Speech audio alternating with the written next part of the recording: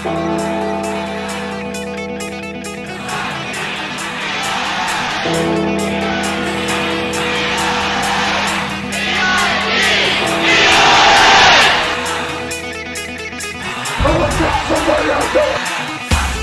is the BlackSwarm podcast, baby. We're raw.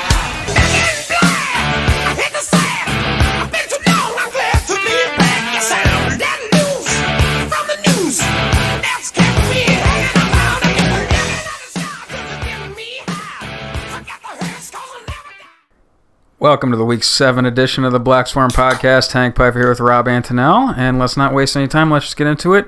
Big win over Fitch, just ran it down their goddamn throats. Rob, what did you think of the game? Yeah, I mean, I think that summed it up pretty well, honestly. We ran it on them. All we did was just run it on them all game long, basically. Put up over 400 yards rushing.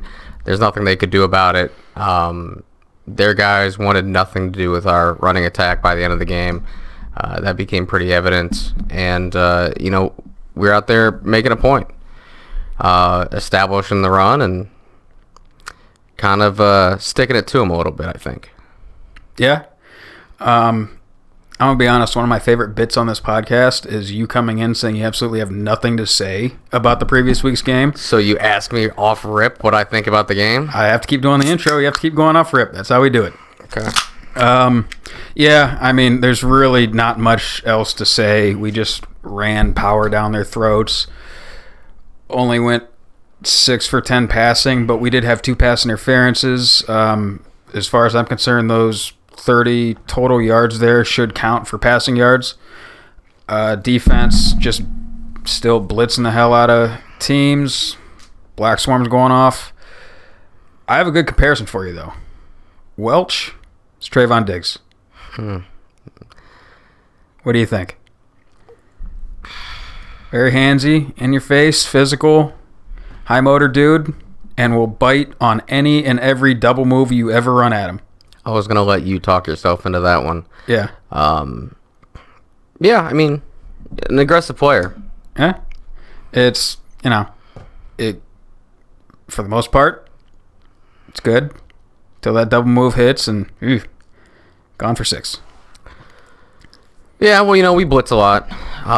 So theoretically, the ball should be coming out quicker. More times than not, it's probably going to be on the first action, the first move. You jump some, waiting for the numbers. Like with Trayvon Diggs, you're talking about like 8 interceptions his rookie year or something.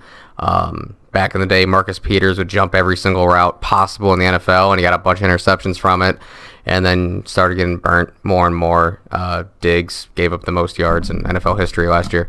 So, I mean, I don't know if it's the concept, right? An aggressive player looking to jump routes, really physical. So, I'll give you that. But to his defense, he's going to get put on the island every now and then. Yeah. Like, big plays are going to happen. But, yeah, take your shots, take your chances. That's who he is. Exactly. Not to unfairly attack the kids on the podcast. I just went a little ball busting because he is overall a phenomenal player. I remember last year with the Pick Central game, no idea who the kid was, and he was just all over the field making plays all game. Mm-hmm. And that's just, like you said, playing out there on an island within the structure of our defense. He's going to be playing out there, and the quarterback's not always going to have time to throw those double moves, so it makes sense for him to bite up on the first route he sees a lot. So, I mean, it's what our defense is now. Yeah. You're going to get got, but you're going to get yours. And yeah, with that, you still have to be situational, I think. Yeah. And not even specific to him, but in general. We do blitz a lot. A lot of the times it's going to be a quicker pass, like you say. But when you have a lead, when it's a long way to go, 3rd and 16, there's situations where you might not be looking for that first move, right? You need to play off a little bit, maybe have a little bit softer coverage. Just kind of expecting stuff like that. Late in the game, like against Fitch, we're giving up some big plays where you're hoping that situation, like you're not getting beat, but it's just another learning curve.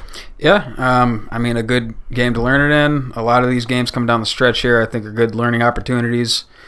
not really much competition down the pipe here for us, probably until a couple weeks into the playoffs at least. So it's, good you get the stuff out of the way now. Like, hey, you just smack the kid on the helmet, do better next time, you won't get burned again. Let me see. I think the only other real general note I had was that 23 had no real impact on the game whatsoever.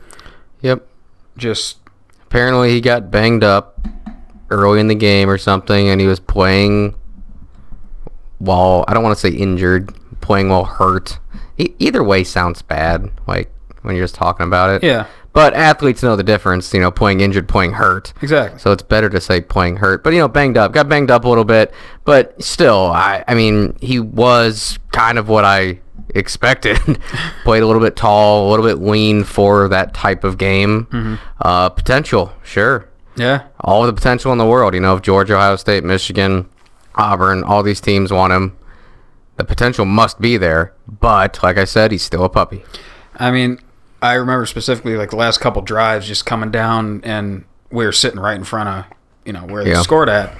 And he got run at a few times, either just by how we, his position in relation to our formation, but he just seemed to want nothing to do with it by the end of the game.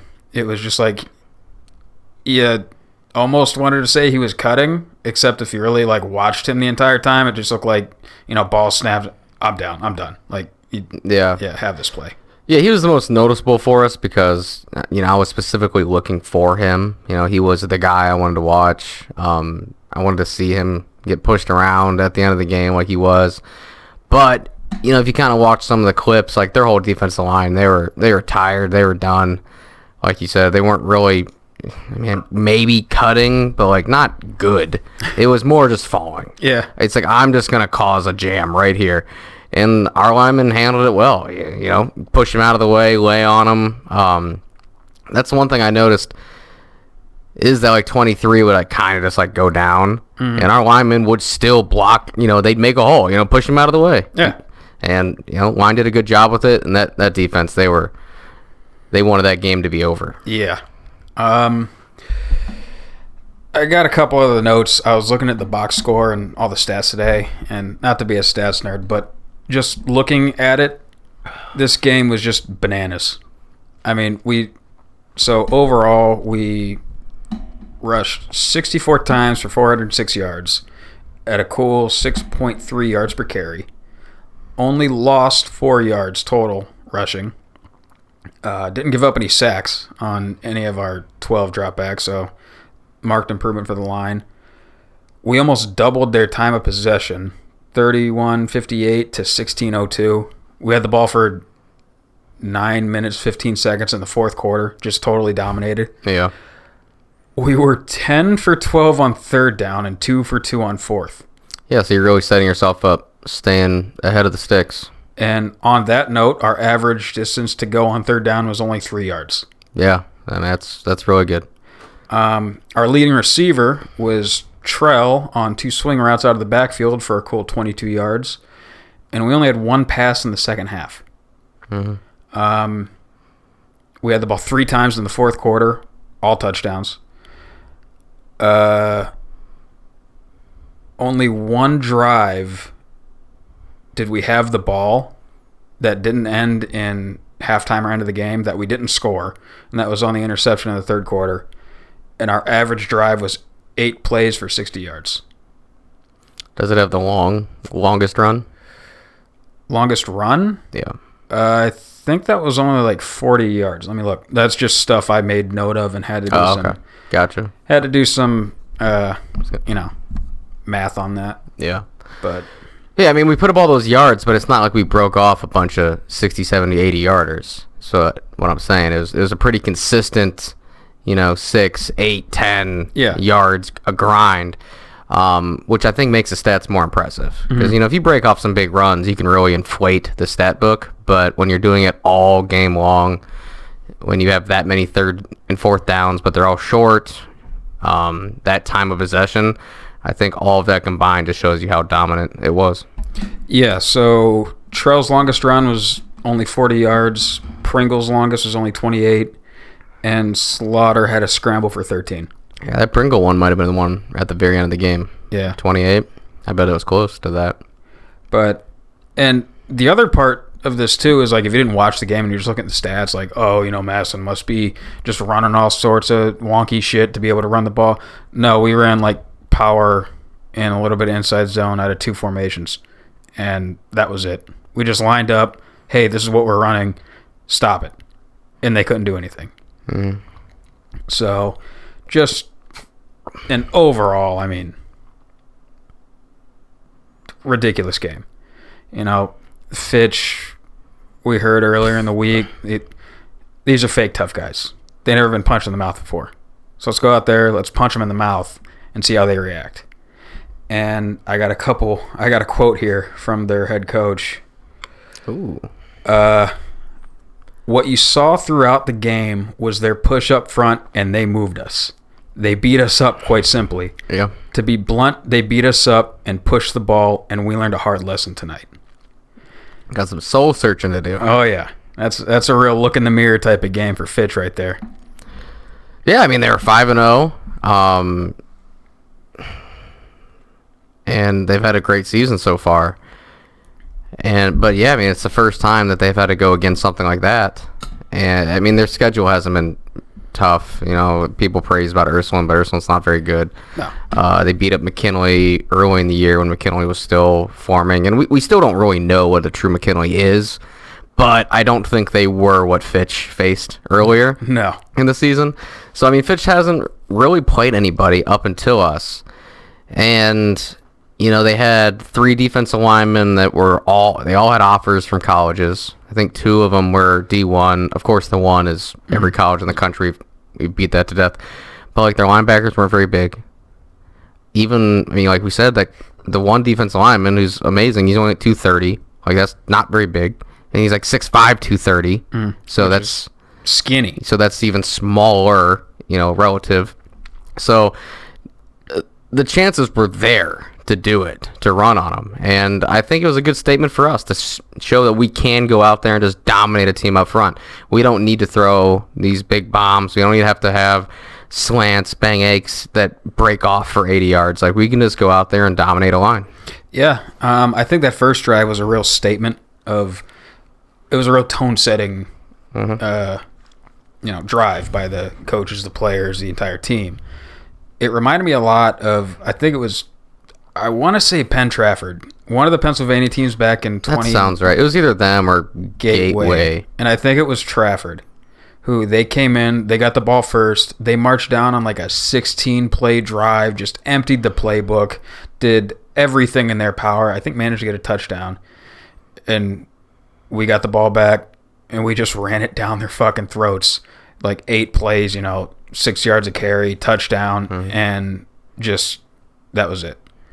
And this reminded me a lot of that. Like, we came out there with a purpose on that first drive.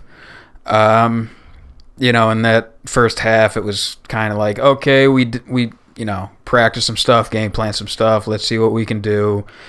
We had one snap at like a wide bunch that I think they saw something in the Ursuline game that they must have liked, but we just ran it with a quick tag screen and then didn't need to go back to anything else out of it. Threw the ball a little bit. And then after that, probably just looked at each other at halftime in the locker room like, they can't stop the run. Let's, make them stop it. Yeah, don't overcomplicate it. Right. Listen to everything that everybody from the early 2000s used to tell us. Right? You don't need to play that 4D chess. Run until they stop you. Yeah. You don't need to play 4D chess when the other team's playing tic-tac-toe. Yeah. So, I mean, big statement win, a different kind of statement win than Ed's was, but a statement nonetheless. That's all I got on it. I guess get a quick word in from our sponsors at Ground Zero MMA. If you're Can we go down there? Huh? Can we go? Let's go down there and do a shoot. I'm down. And I'll beat your ass at while what? we're down there. Pick yoga? Your poison. Okay, you might be more flexible than me. Sure, you got me at yoga. I'm sure. If anybody here practices yoga, it's not me. No, but listen. I know you can bend over way farther. Anything else, Beat your ass. I'm sure. So any of the things that I'll beat Rob in: MMA, boxing, kickboxing, jiu-jitsu, wrestling, yoga, any sort of private lessons, and even though this isn't applicable to us, kids training. Once we both have little guys running around, I'm sure my kids will beat your kids' ass too. Yeah. Yeah, I mean, whatever. Just go for it. Yeah. Hey, got to shoot your shot. Apparently. I don't know how that applied there, but it's the first phrase that came to my mind. Anyway, Ground Zero MMA. Fighting gym, even if that's not your thing, just a different way to get some cardio in, going a couple rounds on the heavy bag.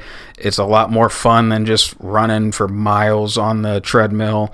If you're into lifting, any kind of working out, you need to stretch. So going, getting those yoga classes in, just a phenomenal way to, get that overall health for your body. So what I'm saying with that is, it's not just a fighting gym. There's more ways to use it. If you want to check them out, you can go to their website, groundzeromma.com, Ground Zero Maslin Martial Arts on Facebook, GZ_MMA on Insta, or you can just go stop in person, 133 First Street Northeast, 44646, across from Maslin Transmission and Chloe's Diner. So big shout out to those guys. We'll get into some film review and then keep her moving, huh? Sounds good. All right. All right, now let's get into a little film room action. First up, we got Pringle. Check out some defense first before we get into the offense.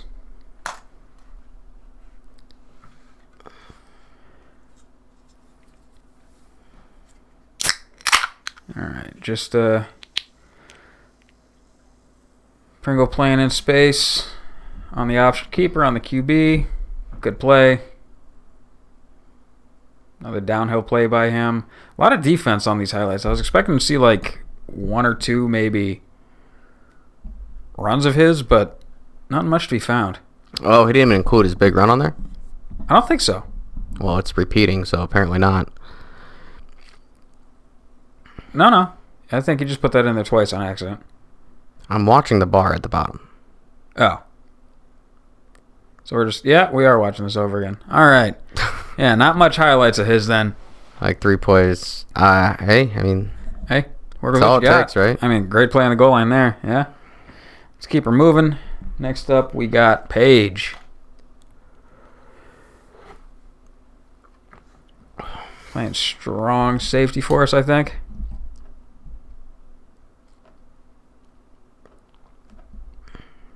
A lazy route. Yeah. Quarterback breaks contain, tries to do something with the ball. Paige there sticking on his man through a scramble drill. Not an easy assignment. So here you got a 2-3 stack from the trips. Always weird, something funky's going on. Use them to crack block on a toss action. Paige coming down, filling D-gap from the roof. Is that Weebler at corner right there? That's a good play. Good play getting off the block. Yeah. Hack likes safeties that can come down and tackle. Yep. That's a big thing you need in a quarters defense like we got. Be able to play on the roof and down in the box at the same time. Here's another play, just a little swing on the goal line. Oof. Not a play call I would, necessarily endorse, but hey, they didn't get a safety. Other trips look, it's just kind of what they tried to operate in all night. Just a little power read action, but out of the toss look rather than a sweep by the halfback. That's all we got. All right. Keep her moving. This one is just one play highlight for Leibs. Real early in the game, bubble screen. I just wanted to highlight it because we're playing our cover 3 cloud here, where, if you drew it on a whiteboard, coverage is going to look like a basic cover 3, except your field side corner is down playing the flat. We've played this for years with varying levels of aggressiveness from the corner. Yeah. Sometimes it's real hard, jump that bubble. Sometimes it's kind of soft, sink, play that almost that whole curl flat area. But it's just a different way to play cover 3, give a different, window dressing to the offense, and keep our cover 2 shell, make it look like quarters for as long as possible, and give them an entirely different coverage to have to deal with. Yeah. Usually you've seen it, or at least you've seen the success of it come against bubble screens. Teams that like to run the bubble screens, you have the corner that jumps it real quick. So here we'll see it, laid the wood, and it wasn't just the offense setting the tone early.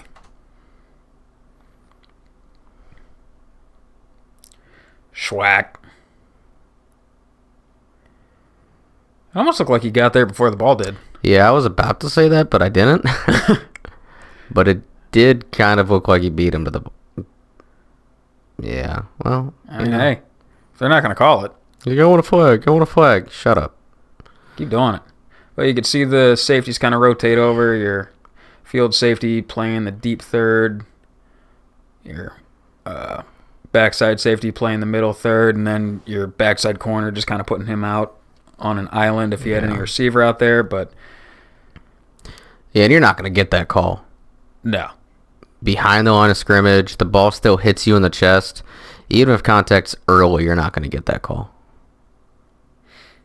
But just way to set the tone. Absolutely. All right, we'll keep her moving now. Unless you got anything else on that one? No. To some Snodgrass highlights. Little tackle action here. It's just a little power action. Not necessarily highlight worthy. I think it was a hold. This one, I like the little bit of creativity we showed early from the offense.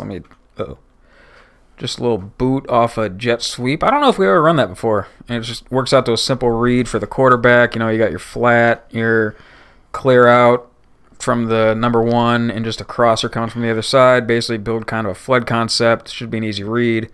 Just Slaughter had to throw off his back foot and couldn't get enough juice on the ball. Corner undercut the route.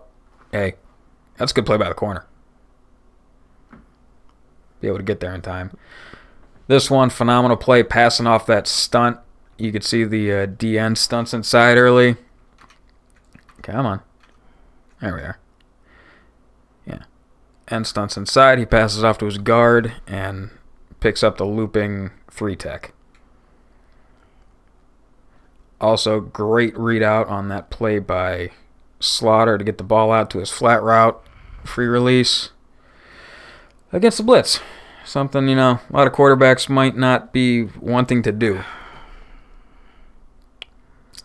I think that last play might have been against that big-time recruit. 23? I couldn't tell, but... Yeah, we can get there early. May have been. Yeah, this one. 23's backside. 12, Yeah. It's a linebacker that came up. All right, so that's all we got for that. Next highlight we're going to see is Trell's highlights, and it consists of about 95 reps of power. So I thought I'd give you all a little bit of a primer on what power actually is, just as a run play, so you can kind of understand what you're looking at. So the floor is yours. Floor's always mine, brother. I literally own it. So there are 3 blocks that make up what you would call power. First, you got your kick out on the end man and line of scrimmage in red right there. Next, you have down blocks and usually a double team at the point of attack going up to a backside backer in green. And you have a pull and lead block through the hole by the blue. So what it looks like with everybody else involved there is that, pretty much.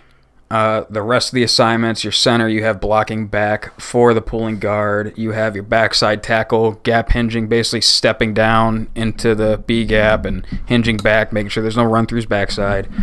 Your receivers, you want, inside guy just trying to dig out the apex defender, outside guys going up to make a play on the safety. We don't block corners. They can't tackle. Prove it otherwise. Your running back, he wants to take a rhythm step at the snap to time up with the blocking, go up, press A gap, check backside A gap real quick before he follows his lead blocker to daylight. Just a couple things we usually do. A lot of teams, when you run power a lot, you'll get that play side DN that's getting kicked out. He'll want to either wrong arm or shoot in hard. A lot of teams will have the kick out blocker log him, pretty much just like turn him inside, block him, and then have the pull and the run bounce outside. I think it's pretty easy to say at this point we do not do that. We just tell that blocker, hey, drive him, dig him out of the hole. Your running back, you better get some easy yards if you hit that backside A gap, and if you bounce it, you better pick up at least 5 or more. Let me see here. But this isn't the way we normally run power. We normally run power with some attached RPOs. Uh-oh. There we go. Which generally consists of a backside hitch by the receiver and a now screen by the front two, which is your outside guy taking 1 or 2 aggressive hard steps upfield, then turning back, showing his numbers to the quarterback. Your inside receiver is going out looking to block the corner or the most dangerous man. So if that corner's playing like a hard cover 2 man defense type deal, that receiver's got to go out there and just, earhole him. If the corner bails and the apex flies out looking to make a play, receiver's got to see that corner bail, look back inside, block the dude. So your quarterback's going to walk up to the line something like this. He's got 3 options. He's got the backside hitch, play side tag screen, or just hand it off on the run play.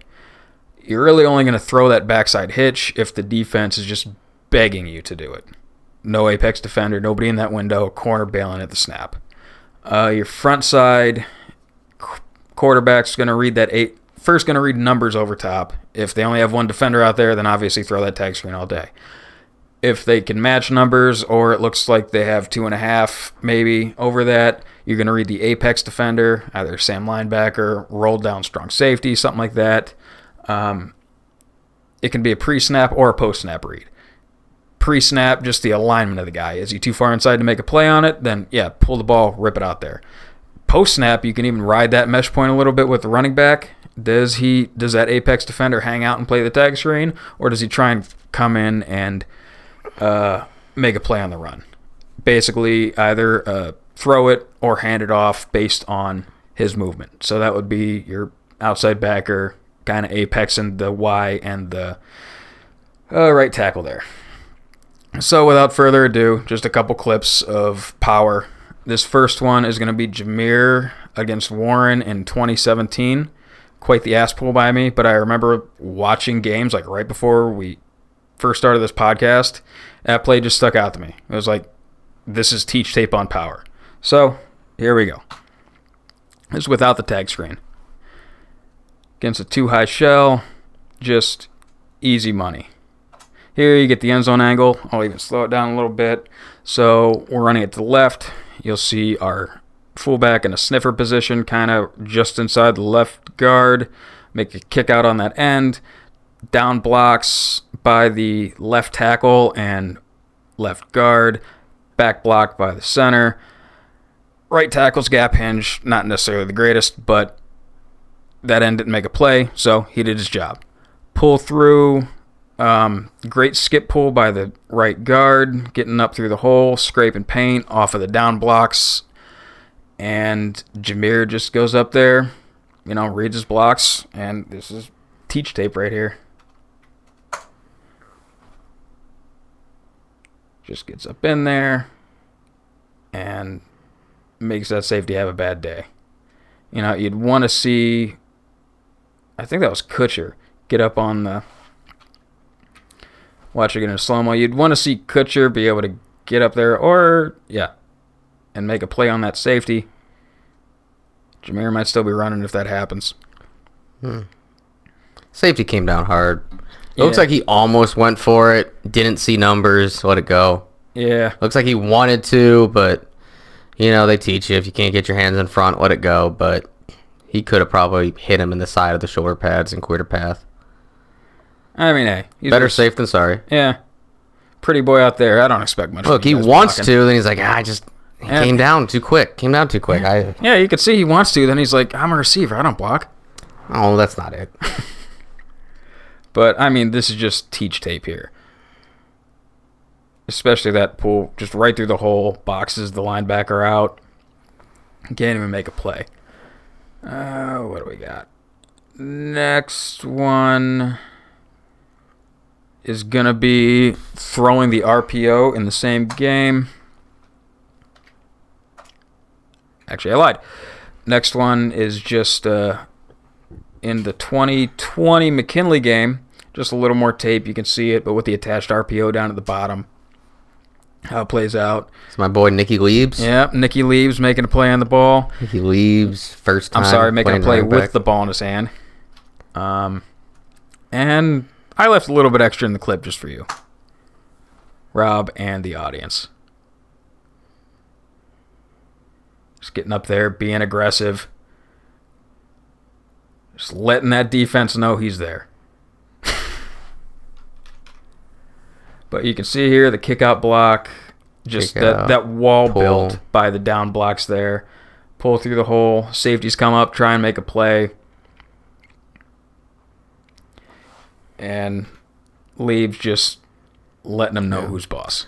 What do you do when you're down your entire running back room for the McKinley game?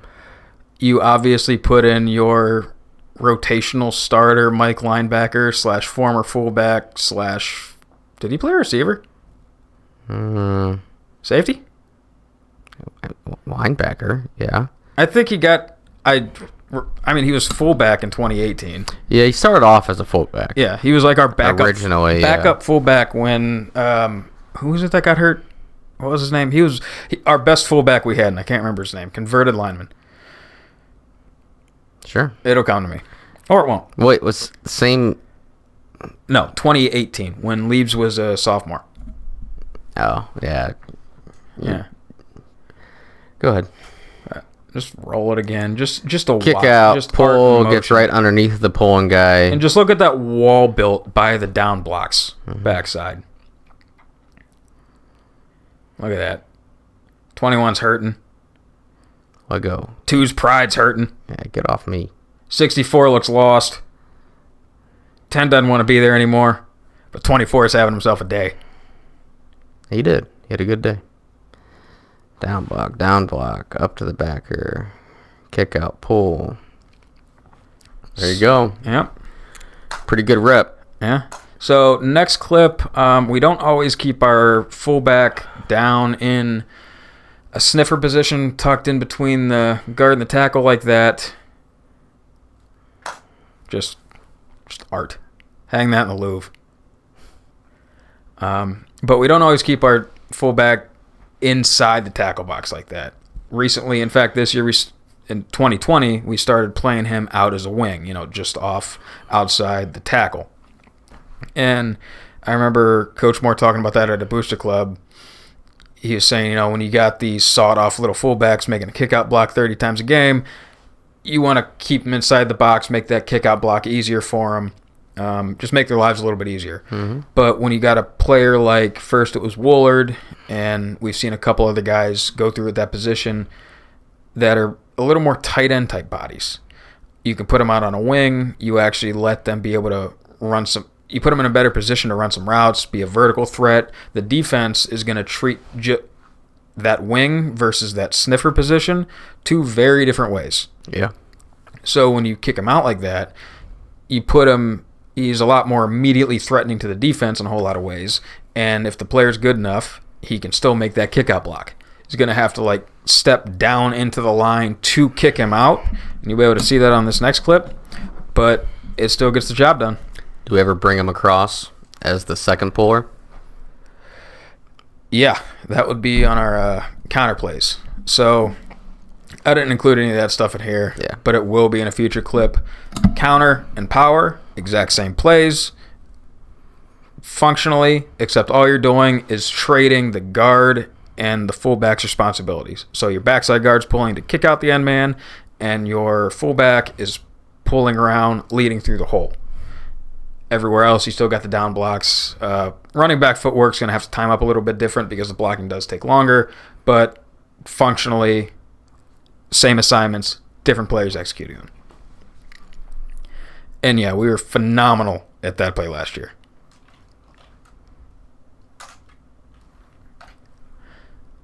So here you can see the fullback lined up in a wing, down on your own 5-yard line. Not necessarily the spot you want to be in, but... Why is the color saturation always off with our cameras?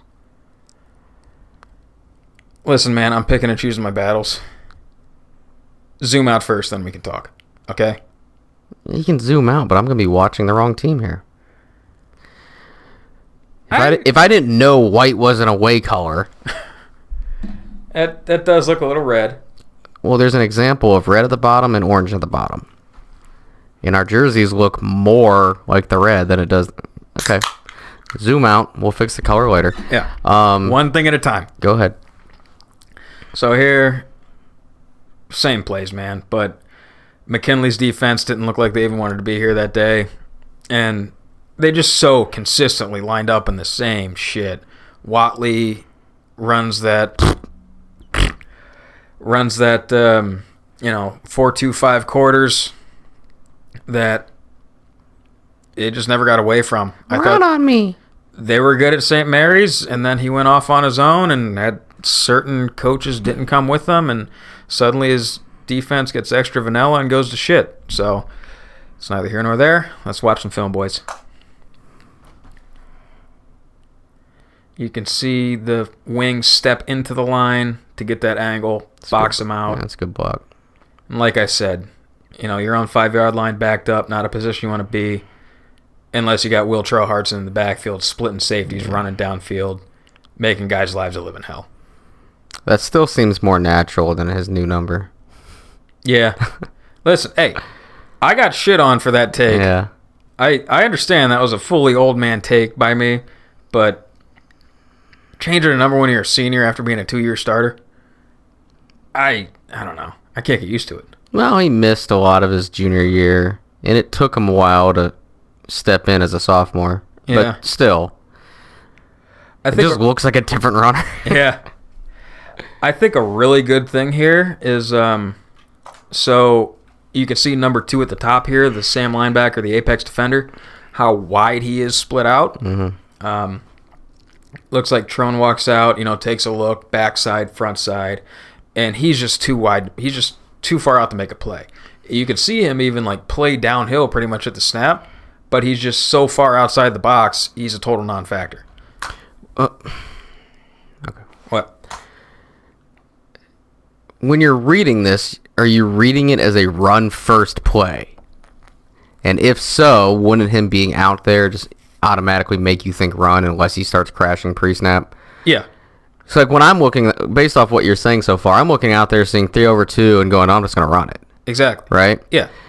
Not because he can't make a play on the run, but because I don't have a screen to throw. Correct. Right? He's more eliminating the throw than he is affecting the run. Yes. Right? So you're looking at it, he's eliminating the throw. I'm looking at it, he's taking himself out of the run. It's just a matter of perspective to get there to the same thing. Yeah, because I'm thinking of this RPO as a run play. We are running it. Yes. Unless I see something I like that would make me want to throw it. Exactly. Right? And for the most part, I think Trox has talked about this in enough different places that I can openly say this. We are a pre-snap read RPO team. As quarterbacks progress, as you get more time in the system, as you get more reps at it, then you can start doing okay, hey, Tron, when you walk out here, don't just peek over, take the snap and hand it off. Peek over, put the ball out there, see what he does. And yeah, I mean, you can still read him. Yeah. If he's bluffing coverage and is blitzing, you're going to see that happening ahead of time. Yeah. So it's not just a blind decision ahead of time. He's not looking once, going to take the snap, and then oh, this is what I'm doing. You can put your quarterback's eyes in different spots, and I've got a clip of that here in a minute. But you can see him just so far outside the play, kind of walking up just a little bit, but reads run, comes down. Yeah, he was still kind of hesitant. Yeah, he was waiting to see if Catrona was going to pull it or not. And that's part of another thing what that RPO does. That's how you block people without blocking them. Rather than asking... Doesn't know what to do, yeah. Rather than asking your inside receiver to go dig out this linebacker, hey, let's just read him instead. Go block the corner, kid. Going to be easier for you, me, and everybody else. And you can see, should be able to see at the bottom here, Ballard running his hitch. But basically playing 2 over 1 on that. You can't see him, but there's a corner and a safety backside kind of keying on Ballard. So on to the next play. You'll actually get to see that hitch throw. Nope, you'll see the tag screen first here. I lied. You get to see a nice little backside A-gap get hit on power. So on this one, Hoover, not great defense. Is there a reason why their defensive line is staggered depths? Or are they just that bad at lining up? Like, is there a reason to that? It seems intentional. It is. Do I know the specific reason? No. Does my dad know the reason? Because his defensive tackles, when he played football in 1974, did the same thing? Yeah. This looks like almost a straight-up 4-4 cover 3 straight out of 1972. Yeah. I mean, I really don't know why you put your... Is it harder to get the double team on them? Does it take longer to get the double team on them? Does it leave a bigger gap for your linebacker when they get double teamed? Can you stunt them easier? Are they stunting? I have questions. I think the idea is it makes it easier for them to stunt. If this was an average passing down, yeah, easier to stunt. Like, loop them around, get to their spot quicker. Are you forcing that double team to come out further and leaving a lane for your linebacker? I'm at a loss, dog. I really don't Was know. it just what they did 40 years ago, 50 years ago, and that's what the coach decided to still do? Because they don't change. It might be. It really might be. Well, this is how the Fed ran football 50 years ago, and as of 4 years ago, according to Wakefield. So we're going to keep doing it. Yep. All right. There's probably some like amazing explanation for this, and it's some super high technique that, you know, most teams can't do because they're not good enough, and we're just stupid. But I'm going to run with the fact that they're just too old school. Yeah, I'm running with that too. So one thing Hoover did against us, though, is they were stunting that play side end hard inside. Just crashing down. Do not give that fullback a chance to kick you out. And then they were scraping over that play side linebacker over the top. So we did adjust to it a little bit, and essentially we did say, yes, for this game, because this is what you're so committed to, all right, we're going to log that. Pool's going to go around. Guard's actually going to take on that, call it D-gap linebacker. Yeah. And middle linebacker is going to get picked off by the double team. So when you just absolutely can't kick the guy out, yeah, we're going to wrap outside. Yeah. Yeah. When he is systematically not letting you, like, he's not playing the double team, he's just crashing inside that hard. Yeah. Yeah, we'll adjust. We'll pull the guard around, but it's for the most part not really an on-the-fly operation by us. Mm-hmm. Now what that does here is, because they're in cover 3, that very backside linebacker is gonna follow the guard's pull, scrape over top, and then the only other defender you have over there is your corner, who's not playing the run whatsoever. So what's that do? That leaves a big ass hole in the backside A-gap. You'll see Trell come up here, press up on the line, like really work into that mess, suck up those linebackers, hit the backside A-gap. And I love the fact that I figured out half speed on this thing. Yoink. Gonzo. See it full speed again here. Just how much that linebacker gets sucked up into there. Good block by Ballard. Really, what sprung him on that. Yeah, if you watch the F, he's straight downhill. Yeah. Runs into the puller, which kind of looked like it was going to happen anyway. Yeah. Ugh. I mean, if you want to go back and watch Trell's highlights from this game on Huddle, then by all means, you can see what we're talking about for the most part, because we did spring more than a couple runs that way.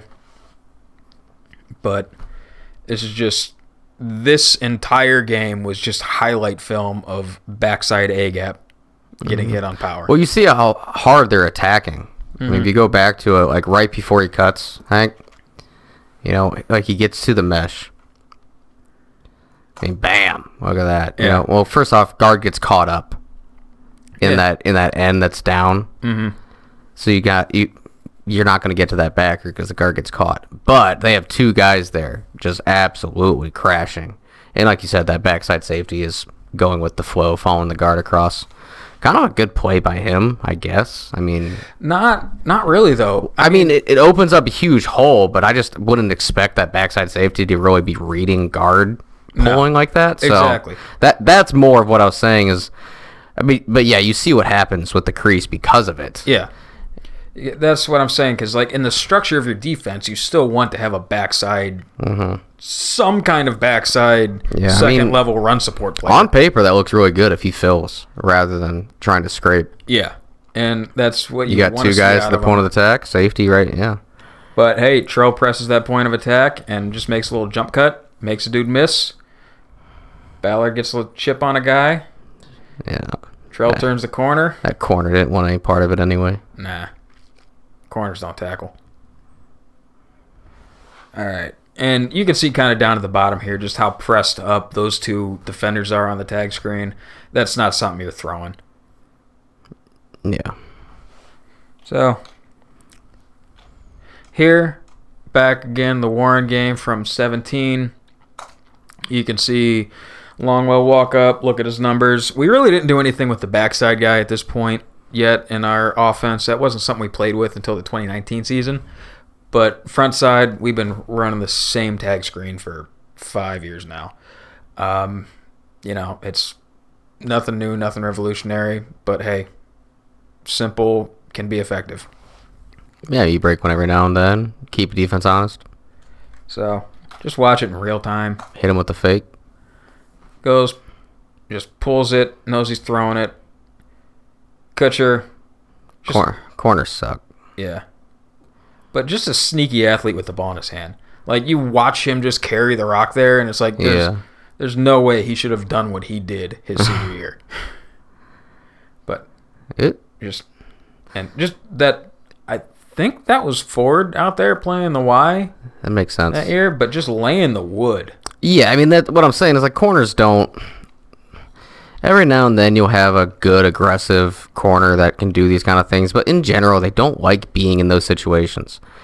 We're taught at a young age to just keep outside contain. If you do that, you did your job. Mm-hmm. If a guy goes for 100 yards untouched, but he went inside of you, good job. You did your job.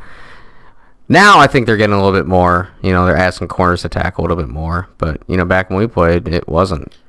Back in the day. Well, I'm just saying things change. Yeah.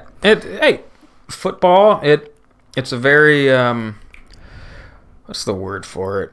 It's a very trendy sport. Yeah. You see something work for one team, and then a bunch of other teams try it out. That's why you don't really see the wing T, the I formation anymore. That's why you don't even see a true spread, like, as a base offense anymore. I think the new meta in football, at least in high school and college, is exactly what we're running. The 3 wide, fullback, running back stuff with RPO game. And why do you run it? Because you got the personnel to do it, and it works. Yeah. But that's why you have that tax screen there. Got to keep them honest, because teams know their corner most of the time is going to be worthless in that situation. So you get him in space, you're outrunning the safety, that's a bad angle. Maybe linebacker. I don't know. Probably rolled down. And, you get some yards. Just keep a team honest. Make them space it out a little bit. Open up your lanes better. And if nothing else, just, start picking and choosing what player you're putting into blender. Because you can see 10 is just living in hell right there. Yeah, he doesn't know what to do. Doesn't know where to go. Then he's chasing down this little white boy with, Goldilocks from behind and can't even make a play on him. It's going to be a bad day in film for him tomorrow. Yeah, roll down. Reads it, but takes a bad angle for starters. Would have been a decent angle for a tunnel screen, but... Yeah. I just want to appreciate that inside receiver's block one more time. Mm-hmm. Well, you see, I talk about how with receivers, a lot of times you don't have to really block. You just have to get in the way. Mm-hmm. Tag screens in general are different. You have to be physical because if you miss, if that corner's coming up hard, you can't just get in the way. Yeah. That's how your other guy gets blown up. You have to actually be physical on screens. On run plays, against a soft corner that's not coming up at all, against a deep safety, you just got to get in the way. Stand between him and the ball and let the runner do the rest. That's all you really have to do. It's really simple. Just get in the way. You go back a couple of years, Nick Chubb breaks off a really long run, I think against the Ravens. Antonio Callaway is downfield, just as far away as we are right now. He's standing in front of the corner, and he just puts his hand out saying, "Go that way, Chubb. Just run that way." And Chubb breaks it off for like 80 yards. Yeah. Callaway never got hands on that corner once. He's just between the corner and the ball, and now the corner's like, well, crap. If I go around him to the left, that's going to leave a huge opening to the right. If I go right, it's going to leave a huge opening to the left. So a lot of the times, they just kind of stay there, and they're waiting for something to happen. And as long as you have that distance between you, you are just creating a wall between the defender and the ball, and let the runner do the rest. That's their job. Yeah.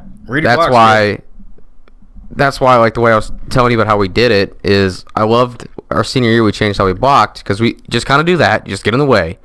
Let the defender pick which way he wants to go. Because like what I just said, if I go left, there's a big hole to the right. If I go right, big. Whichever way they go, that's fine. Just wall them off that direction. Yeah. As long as they don't get a clean shot at the ball carrier, the ball carrier can just go, follow your block. There's usually enough space to where that works. But against screens, sometimes you have to be physical just because it's a bang-bang play and you have to make sure that your receiver stays clean. And that is what I would call physical. Yeah. Corner kind of pulls away at the end. And it's actually a good job by Ford to not get a holding penalty there. Yeah. Because he gets hands-on, and then the corner kind of like flops, falls. And that's a lot of the times you'll see if you're because if you're holding onto his chest, no big deal. But as soon as he falls, if you're holding onto his chest, jersey starts pulling. Yep, flags out. Hanky on the field. So it's a good job that he gets physical but doesn't hold on to him as he falls. Because that's not a hold. You're not the one holding him, but you see the jersey pull. But he does a good job of maintaining the block without pulling any jersey while doing it. And getting the pancake too, baby. Not often you see little mini bottle of syrup. That's not a full bottle of syrup. No, you get a mini one. Yeah. Like a 1 ounce bottle of syrup. Exactly. And that's all you low guys need anyway. Like a plastic shot glass of syrup. Yeah. So you're having like half a pancake anyway and calling it a day. I got a full Aunt Jemima bottle of syrup. Oh, you did? Yeah. A full pancake block worth of syrup. Was that before or after you could read? I'm sorry, couldn't read. Well, it was week 1 of senior year. Week 2 was when I got dinged up a little bit again. Back in the day. All right, we'll keep her moving now. Now this one, let me see. You got the tag screen. Yeah, now this one is just hitting the backside hitch. Just a little yo-yo motion by the fullback there. All right, hold on. What just happened? What? That. Hold on. What color jerseys are we wearing right now? Those would be our orange Jordan jerseys, which appear to be... They look fine. I mean, they're a little dark, but they look okay. Yeah. Continue. What jerseys are we wearing? Listen, it's not the same camera. The white balance is going to be a little bit different. Man, if I thought I was watching the wrong team, I was watching a different game. Switching camera angles on me. Okay, carry on. So, just a little... Oh, man, that threw me off a little bit. Threw you off? I was watching the beginning of the play. I'm like, oh, this is going to be a bad camera angle from the sideline, whatever. Put my drink down, look back up. Whoa. Different play? Listen, there's certain things I've learned to just, ignore. Carry on. All right. So, anyway, little yo-yo motion. Mass versus hoove. Are you done? hooves getting goose egged right now. Okay, go ahead. All right. Couple things here. A little yo-yo motion by the fullback. Fakes like he's going across, then returns back to where he was. Why do you call it yo-yo motion? Because like a yo-yo. You know, throw it down, comes right back to its starting spot. Just corners playing all of the way off, as they should be against a player like Jaden Ballard and, everybody else we got too. And like we saw before, the backside linebackers scraping hard over the top, just leaving a whole lot of room for that backside hitch. So Tron walks up, sees it, decides, hey, let's rip one in there. Get Ballard involved. Yeah. I'm fine with that. I mean, how often... Teams don't throw that all that often, you know? And, maybe that linebacker doesn't bite so hard one time. And he's right in the lane. Yeah. Listen, take the 5-yard hitches when they're there. Exactly. Like I said. Teams are going to give it to you like that. That corner thinks he's fine. He's in the boundary. He's got a linebacker right there. But the linebacker's biting on the run. Boom, 5-yard hitch. Steps up, tries to make a play. And you'll see teams like even structurally just say, hey, we're not going to give you this. But that usually takes 2 guys. Unless you got a dude out there that can play on an island. Yeah. That's taken 2 guys to take away just a 5-yard hitch route on the backside of a run play. I mean, I think if you look at from this year, the Hoban game, their cover 6 look that they ran the entire game, just a weak rotation cover 3, that backside safety rotating down, he isn't involved in the run whatsoever. He's just back there like eyes on Ballard the entire time trying to take away anything he can do. So whenever you can just like structurally take away multiple defenders with one guy, one thing, you got numbers somewhere else. Yeah, absolutely. And like we talked about before, there are ways you can change what the quarterback's going to be looking at. So it's very common, easy for us to run power at the single receiver side away from the twins. And what that does with the path of the running back, it gets that hitch into the line of sight of the mesh point, so it can almost kind of turn that into the post snap read rather than the tag screen out wide. Yeah, so it breaks up the tendency as well. So that's what we got here. So here you can see fullback down into the boundary, just running power right into the boundary, which also makes it a lot harder on that apex linebacker because now you got a run play. You don't just have a run away. You have a run play coming right at you. So you're really going to step up, try and be aggressive. Let me slow it down for you here because you seem to be pretty concentrated on something.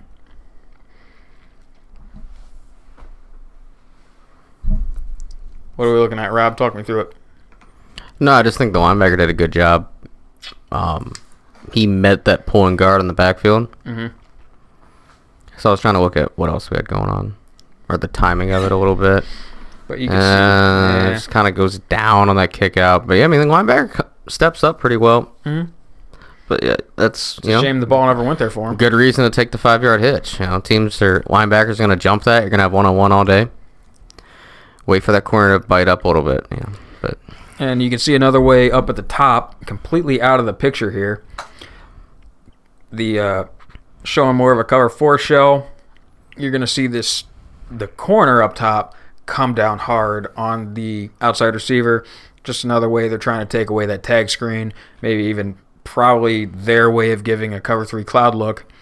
But just another, tool in the toolbox the defense has to have to take away a base concept that we run.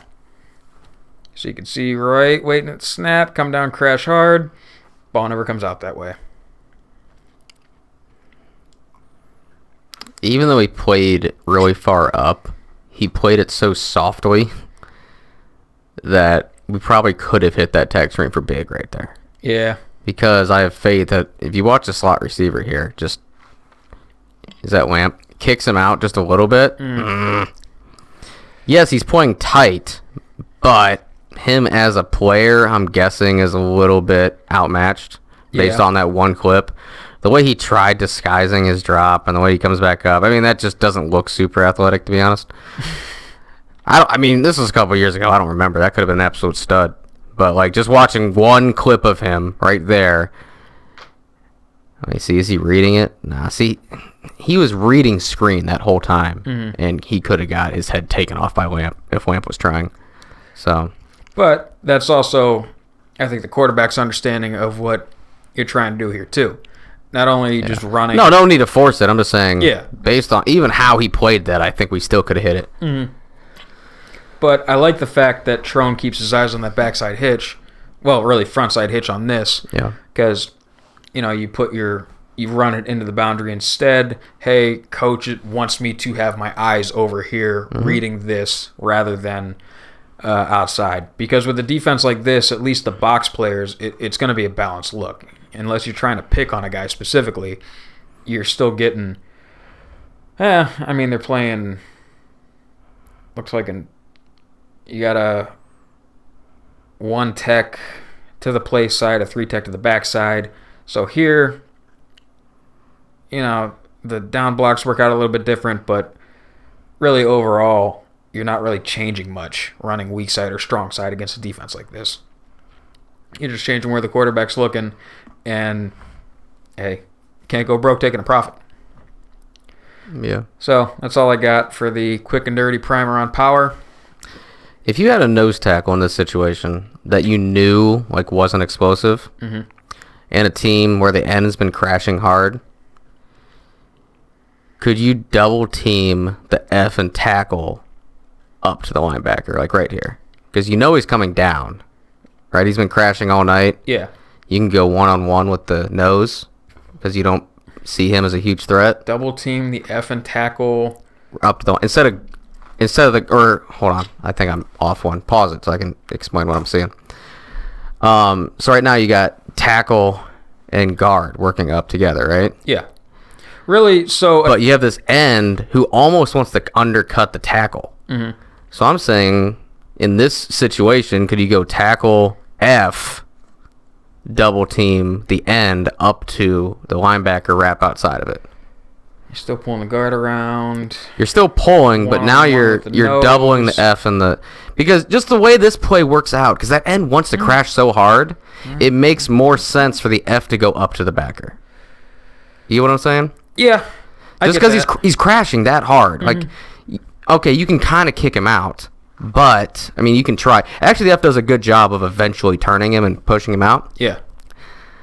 But, I mean, it's like, if you want to go that way, let's just do it.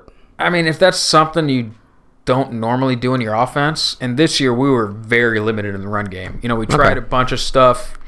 But theoretically, you can do it. Sounds good. Yeah, in theory. I understand practice time and, you know, all right, this is a one-off situation.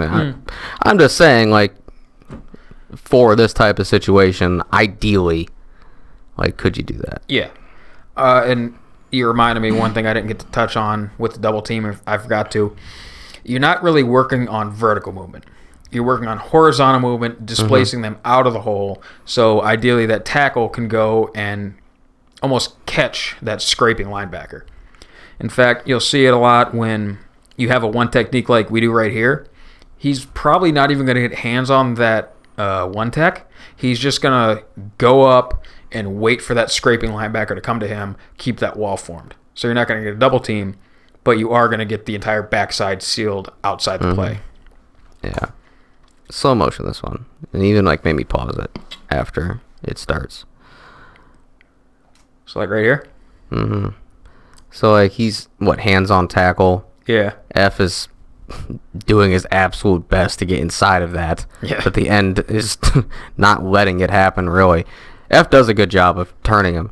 But, you know, from here, if that tackle was trying to catch the end, F can work up to the mic right away. Not right away, but, you know, get there. Yeah. Guard kicks out 43 right here. Because I don't know if the tackle ever gets up. He gets there. He does. Like, Gets hands on the mic. Linebacker doesn't. Backside linebacker's just a total non-factor. Mike doesn't do a great job of getting there. And pulling guard, great kick out. I mean, the run's there. Like, Trell makes a quick jump cut. outside. Well, the only issue with it is that the N never gets kicked out. The F gets in front of him. Yeah. But you'd be running on the ass of the end rather than the ass of the fullback. But how many ends you see make a tackle with their ass? Well, I'm just saying, if he's kind of in that hole. You're right. I'm just saying you also got to think of like body positioning too. Yeah, I know. Like he comes down so hard, he kind of takes himself out of it. Mm-hmm. But all right, yeah, maybe I'm just being too picky about it. But see, like he does get inside of him, and yeah, the end ends up going for the pass. But I mean, the F gets inside of him, which is good. I just feel like at that point, like you might as well just wall him off. If he's riding your tackle down, man. I don't hate that idea, to be honest. But because your F would have ended up pushing him right into the hole that you said was there for the running back. Mm-hmm. Your F did such a good job of eventually getting there. In there and digging him out. He did such a good job of eventually getting there. It ends up being counterproductive because now he's pushing him right back into the hole right here. Pushes him right into it. But yeah, you just wall him down. But that's why you have the RPOs to absolutely. You don't have to change up your run schemes on the fly. I don't know many teams that just crash their ends inside hard to leave their apexes outside on an island like that. Yeah. So, hey, when the defense is trying to take away one thing, you got two other answers. That's what you got other options for. Yep. Then you start keeping that linebacker more honest. Gives your guard more time to get there, kick him out better. Mm-hmm. Bigger hole for the run. Yes, sir. So, a little primer on power. The way we ran power was a little bit different against Fitch. Trell, for the most part, was crossing the face of the quarterback, taking the handoff, working a little more horizontal before he'd get vertical. And this is how we were running it against their look that we lined up with. This is with Pringle lined up at the H. You got a tight end. When you have an extra blocker backside, you can just have him gap hinge as well. Just seal off everything. Don't let any run-throughs. We do this quite a bit, actually, when teams are trying to overload an edge. We did this. This is pretty much exactly what we went to. Just with the tight end and having that extra gap sealing off against Mansfield. We did it. We've done it pretty much against every team in some form or fashion that is going with that extra edge defender look.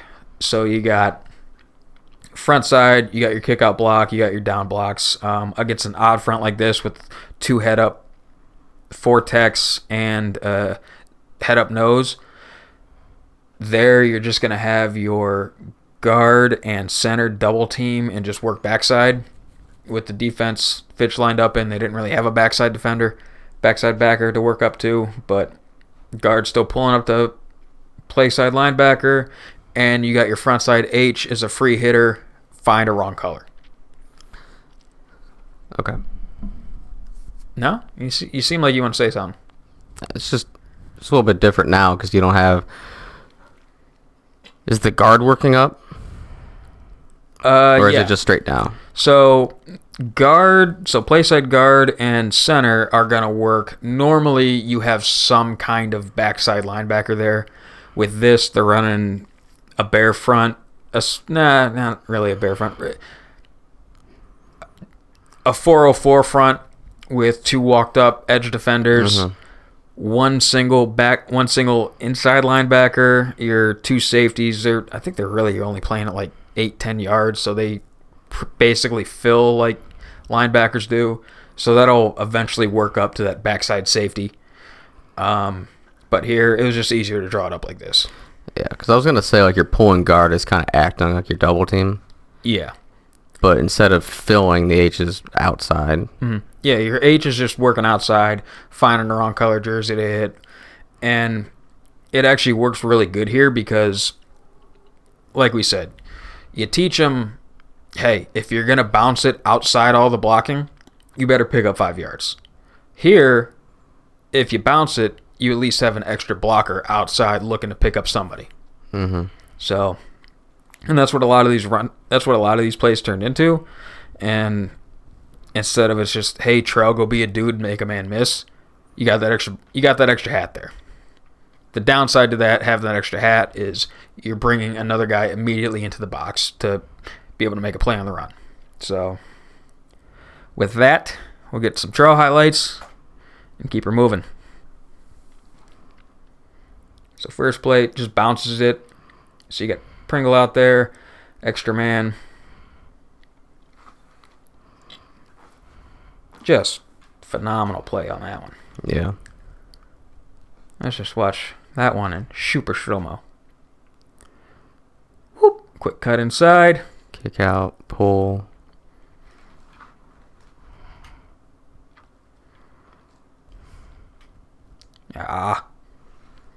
Went a little too far.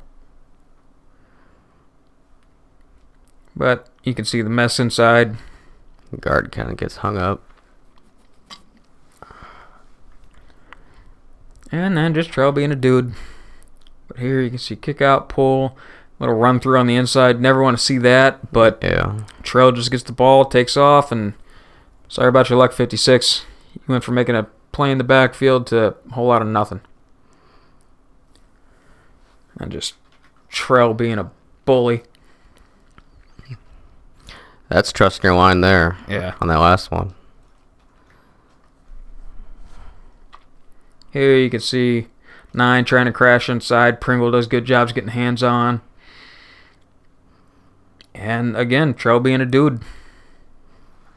Go back to that one. Like the beginning. I'm trying. All right. Doing my best here. That's fine. Go ahead. All right. Down blocks, pull. Pull doesn't really get anywhere. Slaughter knows it's a touchdown Yep. already. Love to see that. Love to see the way too early celebration that pays off. He has to break 2 more tackles. Like, he's just barely getting to the line of scrimmage. Yeah. But Slaughter knows his players. He bounced it. He's gone. Yep. Yeah, I mean, he's got a good angle there. Like, you can see there's nobody really outside. He knows Trell just has to outrun those guys, which he's going to. And even if they get hands on. Get a hand on the helmet here, and yeah, call it a day. Yep. That's why it's in the highlight tape, kids.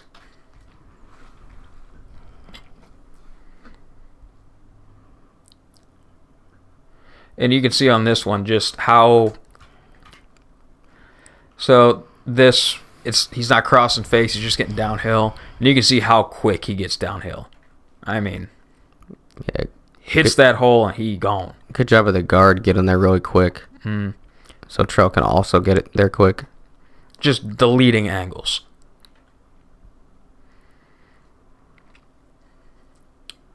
Little crossface action. Guard kicks out that linebacker. Down, down.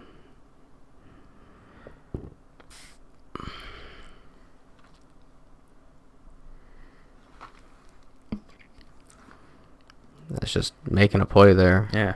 So this one, we haven't run this in a couple years, I don't think. A little mesh action. Just your 2 inside receivers running crossing routes. The overcrosser basically acts like a pick for the other guy coming underneath him. You want to call this against man coverage. I think this was in the Snodgrass highlights too, where they stunted and Snod passed off that stunt really well. Releasing Trell out into the flat, so Slaughter knows, hey, if I got a free runner coming at me, I know probably where it's going to be from, and if I got that in my face, dump it off to my flat route.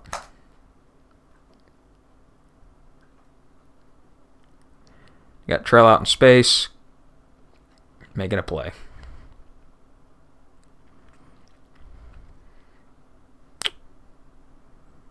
Gave up a couple yards there. Another little mesh action here. Again, they're wanting to bring pressure, but you can see man coverage. Good call. Yep.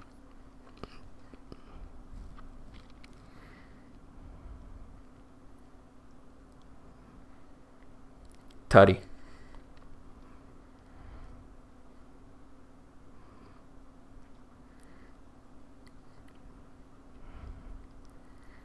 Little pass pro. Just good on him stepping up, knowing who his man is and giving us a lot of room to get rid of the ball. Got to be quicker there. This is a really good play of just like, there's going to be a mess in there a lot of times. Hey, go get over it, kid. Dude goes down, hurdles him. Bounces off the linebacker, takes 5 more.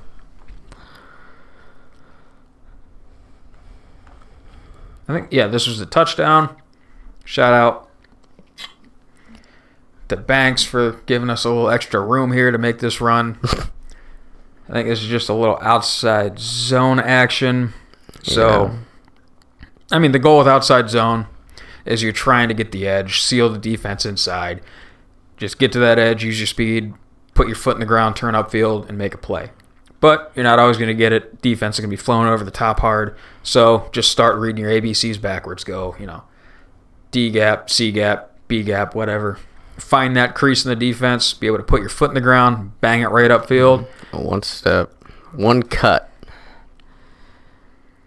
Nick Chubb approach right there. Yep. And that's the thing with, if you want to be a really good zone running back, you have to be that one cut back. Nick Chubb.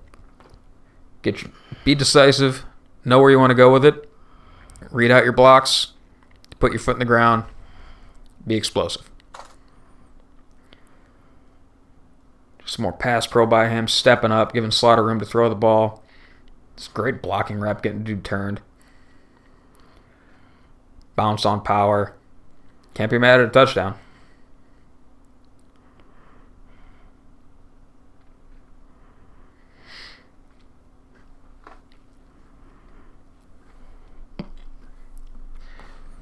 So that's all we got for the trail highlights. Anything you want to see again? No. All right. With that, I think we'll close the book on Fitch.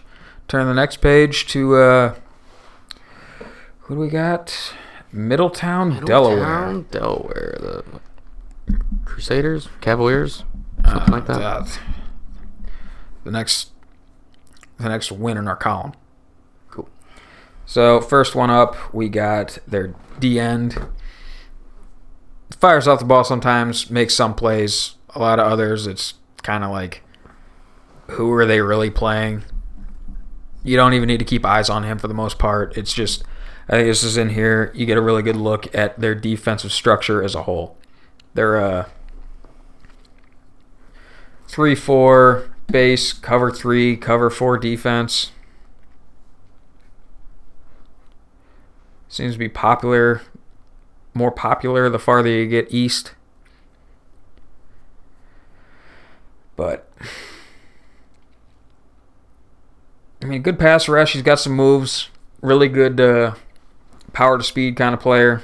Gets hands on and reads it out. It's lit.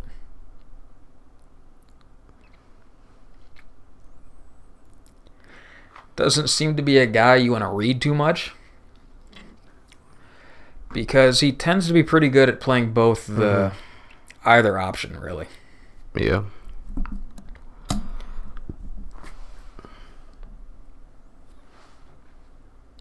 Also of note, I think this was their highest viewed defensive player on Huddle, and he's on their kickoff team. So they like to play a lot of their starters on, special teams. Not a bad thing. Special teams matter. Just really good by him there, holding the point of attack. Yeah, he does a pretty good job.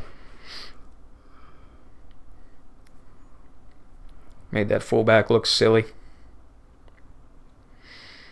Good job chasing it down. That one.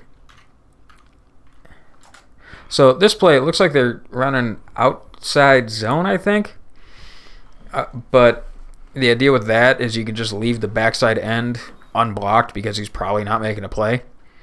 And this, hey, high motor, chases down the play, makes a tackle. For what? Gain of 1 or 2, if that.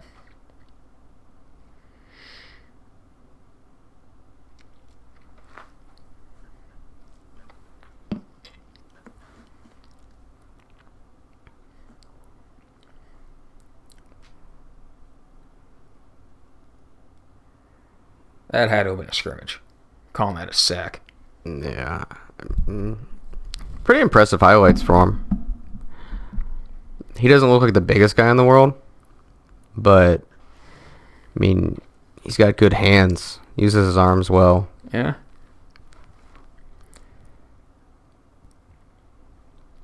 Right wing on the pass protection. I think here he does a really good job of blocking, multiple guys on that one. Yeah, I think he oversteps it too much, but yeah. So that's a D end. Next guy up we got is a wide receiver / cornerback. All right. So, see some wide receiver corner highlights here. Get a feel for their offense and a little more defense. First couple plays is him just blocking a corner, totally backside of a run play, which a corner's really not too enthusiastic about playing to begin with. But hands-on, physical, likes to block, it looks like.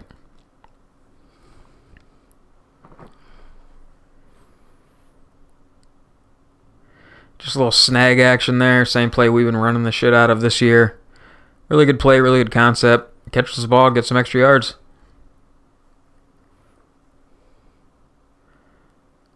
Little scramble drill. Always tough to cover as a corner. I mean, just trying to cover a crosser and the dude just reverses field like that. I think one thing that sticks out to me right now is how much empty they run. Empty protection at least, sending the back out like that. They do run a little bit of empty formation too. And with how much our defense likes to, heat up the other team, I don't think they're going to be able to do that as much as they would like to. And if they try, it's probably going to be a bad time for them.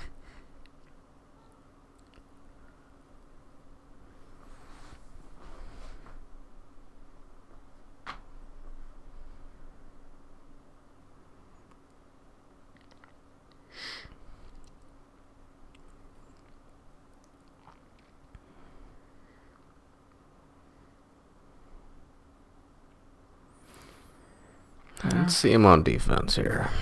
That looks good. He's a physical player, that's for sure. He looks solid on offense. Mm-hmm. But I don't know if I'm overly impressed by it so far. Kind of looks like one of those guys that makes every play look good. Like when you're giving it your all in practice. Yeah. Like running on air. And you're like super breaking down and everything. Like, you've seen those guys doing a camp workout and like they're the loudest guy in the building while running on air. That kind of looks like how he plays receiver in general. Yeah. Which I mean is good, but like it kind of seemed like that was his peak right there. Mm-hmm. Just his regular plays like kind of looks like a peak. I don't know. One game, can't tell. Yeah. I mean, it looks like really solid player, but I don't.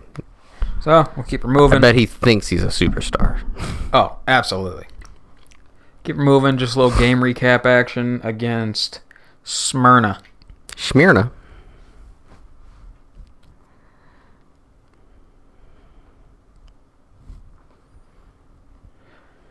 Just basically spread triple option there. You got the dive, the QB keep, and the pitch. Looked like quarterback wanted to keep it on the pitch, and then defender was there. And he just panicked, tossed it out to his pitch guy. Yeah, quarterback's got a good arm. Yeah, he can sling it. Guess the question is Friday night, is he going to have enough time to sling it? Yeah. You got to be accurate as well. So here's that, rollout, QB versus field. Pretty much only have one option at that point. That's counting on your backside receiver to also see that and run with you. Like I said, a little empty. Defense only rushes 4. Receiver out there gets lost in the sauce.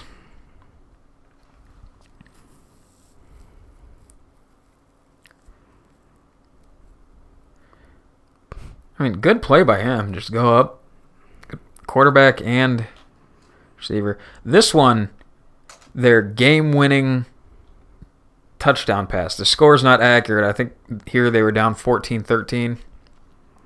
And you'll see, rolls out, keeps drifting. I think it was the backside. One of the receivers just gets lost in coverage. Whoever's over top of him lets him go. And he just ends up, 20 yards behind the defense. 3, 4, 5, 6,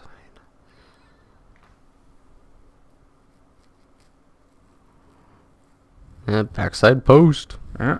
Corner falls. Yeah. Yeah, so you see the corner trips and falls. And it looks easy when you're playing a team like that, I guess.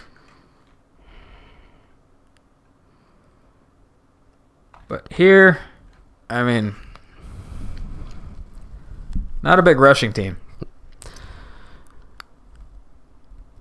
If you're going to heat that guy up, don't miss. Make your tackles. He seems like the kind of guy that he'll make you pay for it. Yeah. If you miss. That's what he did on that team. Keeps drifting. One of their receivers gets behind a corner that more than that. Turf Monster gets him. Hey, backside post is a great play. Yeah. More than that, the way that he was maneuvering in the pocket, he'd step up, avoided sacks, scrambled a little bit. Seemed pretty solid. Yeah. I mean, I've yet to slander the quarterback at all, so we'll see. Fitch's quarterback looked good on film. Outside of that, might be the best quarterback we played so far? Based off of like 6 or 7 plays I've seen of him, yeah. All right. I mean, that's why they're called highlights, right? Ed's quarterback looked good in his highlight film also. Yeah. I don't think he looked that good, though, just because I don't think Ed's quarterback he didn't have the arm strength that this guy does. Or it didn't appear that way.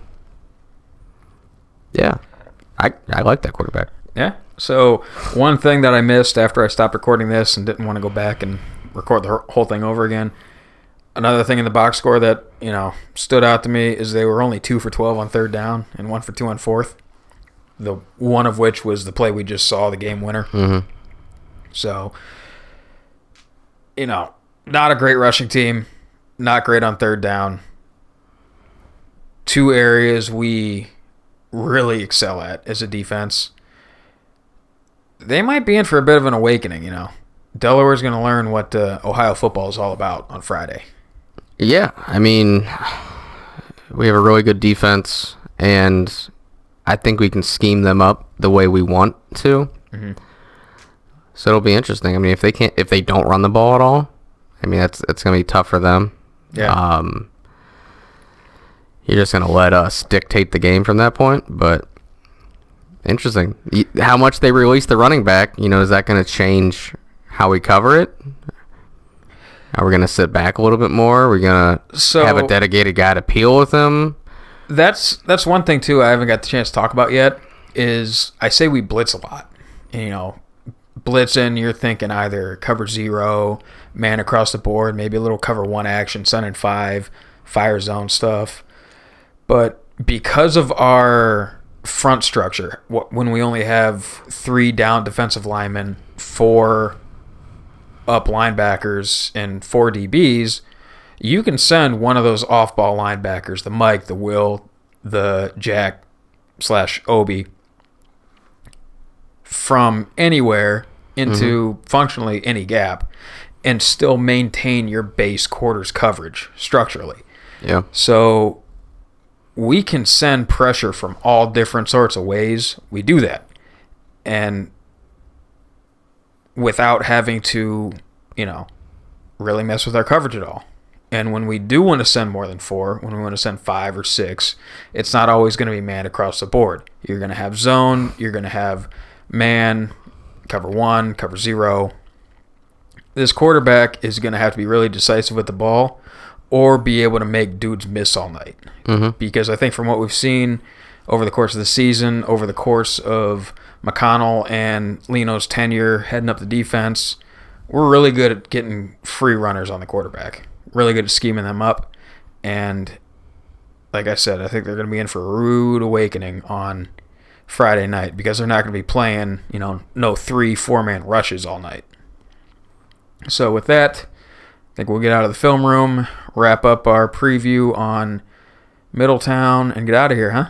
Sounds good. All right. All right, so let's just get into Middletown, Delaware.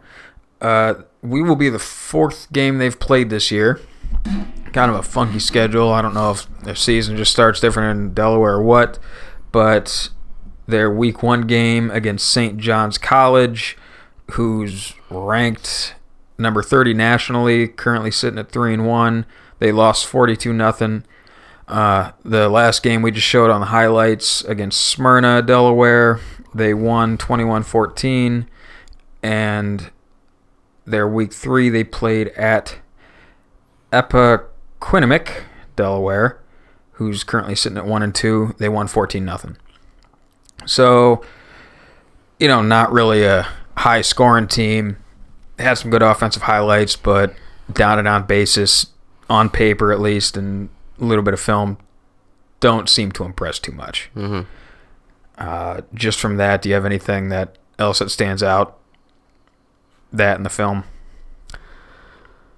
No, I mean, looks like they spread it out. I mean, like you said, what we've seen there. I mean, that 3rd and 4th down conversion thing tells me that they're playing from behind a lot. So they're probably not converting. Their percentages probably aren't really high. You see that they don't run the ball. So I'll imagine that the QB stats probably aren't great. Strictly based off that, if you're getting into 3rd downs that aren't converting, you're probably not in a very good spot to begin with, which means you're missing on 1st and 2nd down most likely. So, I mean, some of the offense that we did see him run, obviously that post to win the game, that was downfield, but it looked like they like to do a lot of short crossers, shorter type of routes. A lot of rollout stuff, a lot of pocket movement stuff, get the quarterback on the move, only reading one side of the field, just keep the read simple for him, make the throw shorter. Yeah, so, I mean, I think the quarterback does look like he has some potential, but the stats are kind of telling that their offense is not that high-powering, and I know our defense, so I can't imagine that they come in and put 50 up on us while putting up 14 on everyone else. Yeah. So, I can only imagine that their offense isn't amazing, but it is something different that we haven't really seen this year. So, it'll be interesting to see how we play it, but, trusting our coaching staff, trusting the kids. It's not like anything revolutionary that we've never seen before, but we just haven't really seen it this year. I got a couple thoughts while you want to pull up the roster that got sent to you. Playing any team ranked nationally in the top 50 is tough, but to get goose egged by them, also very telling about their offense. Let them put up 42 on them, so that says a lot about their defense too. That low-scoring game there against Smyrna, let them put up 14.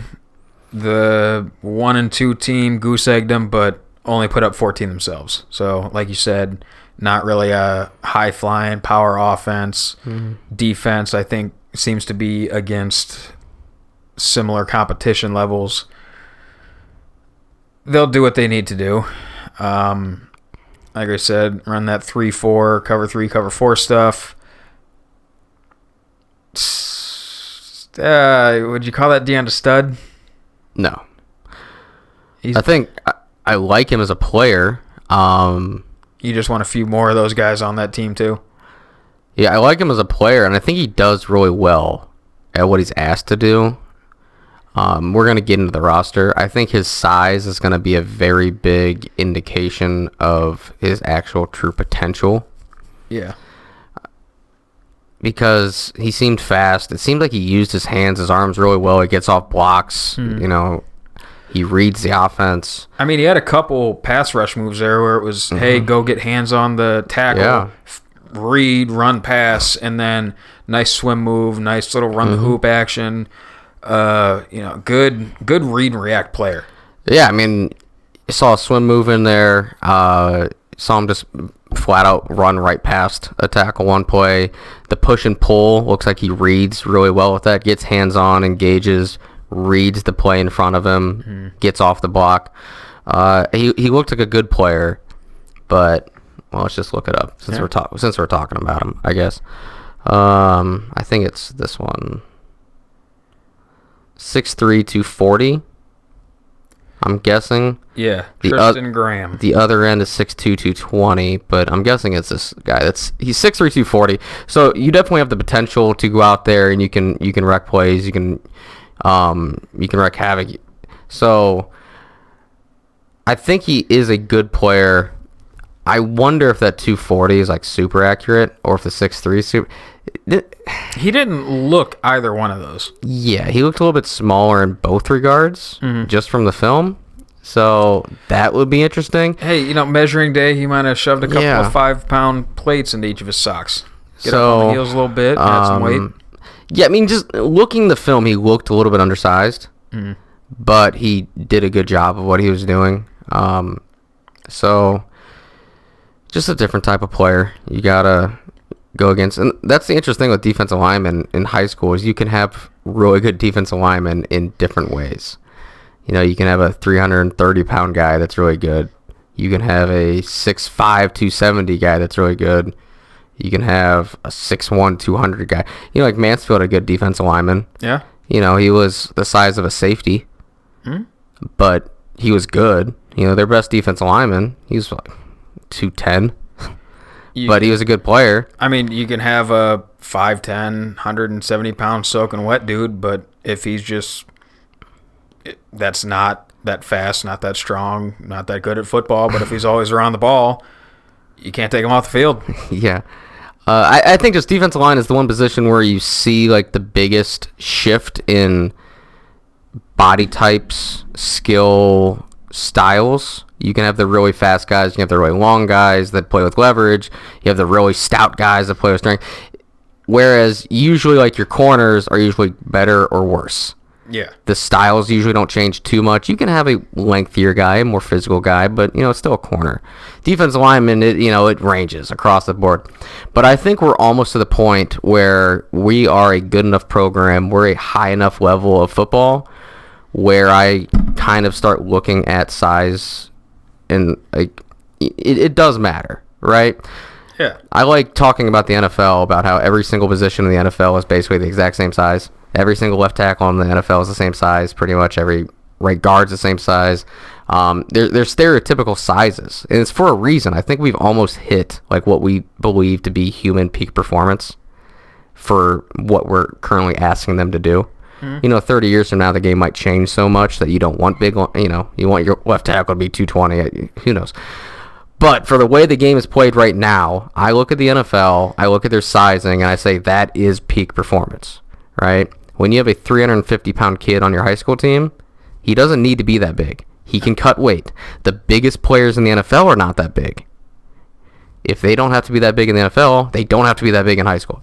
But yada, yada, yada. My whole concept is I think we're a good enough program. We play at a high enough level that I start ranking people based on what their size is. You can be a really good player, but if your size doesn't match up, I think it's going to show against us. So this kid, 6'3", 240, that actually doesn't sound bad as an end. I just don't know if that's true. He didn't look like it. That's my whole concept. He didn't look like he was that big. And if he's actually smaller than that, you can be really good, but I think we're going to find the weakness. So that's my whole spiel on him, is he might be a really good player. I think the other side of that coin, too, is you can have all the measurables in the world. Oh yeah, it doesn't still not show up on Friday nights. Oh yeah, I mean, just because you're the right size doesn't mean that you're gonna be amazing. That's for sure. Just because you have every offer in the world save for Alabama doesn't mean you're gonna really show up on the stat sheet on Friday night. Yeah, he's still a puppy. Still a puppy. He's still a puppy. That was the whole point. No, that kid did look good though. I like the way he plays. Yeah, he might be. I mean, it seems like he does what he's really physical. He does what he's asked to do. It's a read and react type defense. You get hands on, read, run or pass, and then proceed from there. It's not like, back when I played, or even kind of similarly now, I guess, since it's still the same front-ish structure, where it's attack and react. It's react then attack. Yeah. So. Yeah, I just question if he's gonna be able to take on lead blocks over and over again. Yeah. Is he gonna what's gonna happen after a couple of those? Right. That's my whole question with him. I think he does a good job of what I was watching, but what's gonna happen when you get punched in the face like 3, 4, 5 times in a row? We're running right at you. Then what? And that's the thing I think a lot of people don't understand is when you have like a stud down there in the box on the line, your first instinct would be just, run away from him. No, you want to run right at that cat. And like you said, you want to punch him in the mouth. You want to see how he reacts. You want to see if he's going to be able to handle that kick out block 20, 25, 30 times in the game. You want to see if he can, okay, this looks like a kick out block. Oh, wait, no, it's a pass. Okay, now I have to go to my pass rush moves. You want to see how he can play it the entire game while the offense is making a concerted effort to attack him specifically. Yeah. I think he reads the mesh well. He kind of hangs up in the middle, waits to see where it goes, and then follows it. And it worked in those games. I wonder if that would work when the offensive play actually goes the way it's supposed to. Because once you're waiting and reacting, like, you might be out of it. He's fast, so he can still get there. But also, I think that play when they left him unblocked, did a great job of getting down the line really quick. I think maybe let him have one of those to test it. Let's see how fast he actually is against us. Yeah. And then hit him with a boot right off of it. Because he was just blindly down the line. Hit him with a boot one time, see what happens. So, couple things on that one. Your first is about him like sitting on the mesh, reading it, waiting it out. That's a way that you can handle the option without having to change the structure of your defense. One other common way is scrape exchange, where the DN just crashes on the dive, and then your backside linebacker scrapes backside over top into the alley. Well, if you want to do that, then you're changing up the structure of your defense, how they want to play, and what else you're going to have to change to make everything right, to make everything work. So a way you can negate all that, know where the ball's going, and keep everybody else playing the same way they're used to is just have the D end is the quarterback guy. So he just sits on the read, and then once the guy's handed the ball off, then you can go crash on that run play. Caden Woolard made a living out of that on his time in the line. And a lot of it too is, if you're just almost to right there on par with the athleticism of the running back, then hey, you can be able to sit there, read it out, and then go crash, make a tackle in the backfield. Like, good on you, kid. You're going to be going to some kind of college somewhere to play ball. If not, well then, defensively, hey, we know where the ball's going, and everybody else play it accordingly.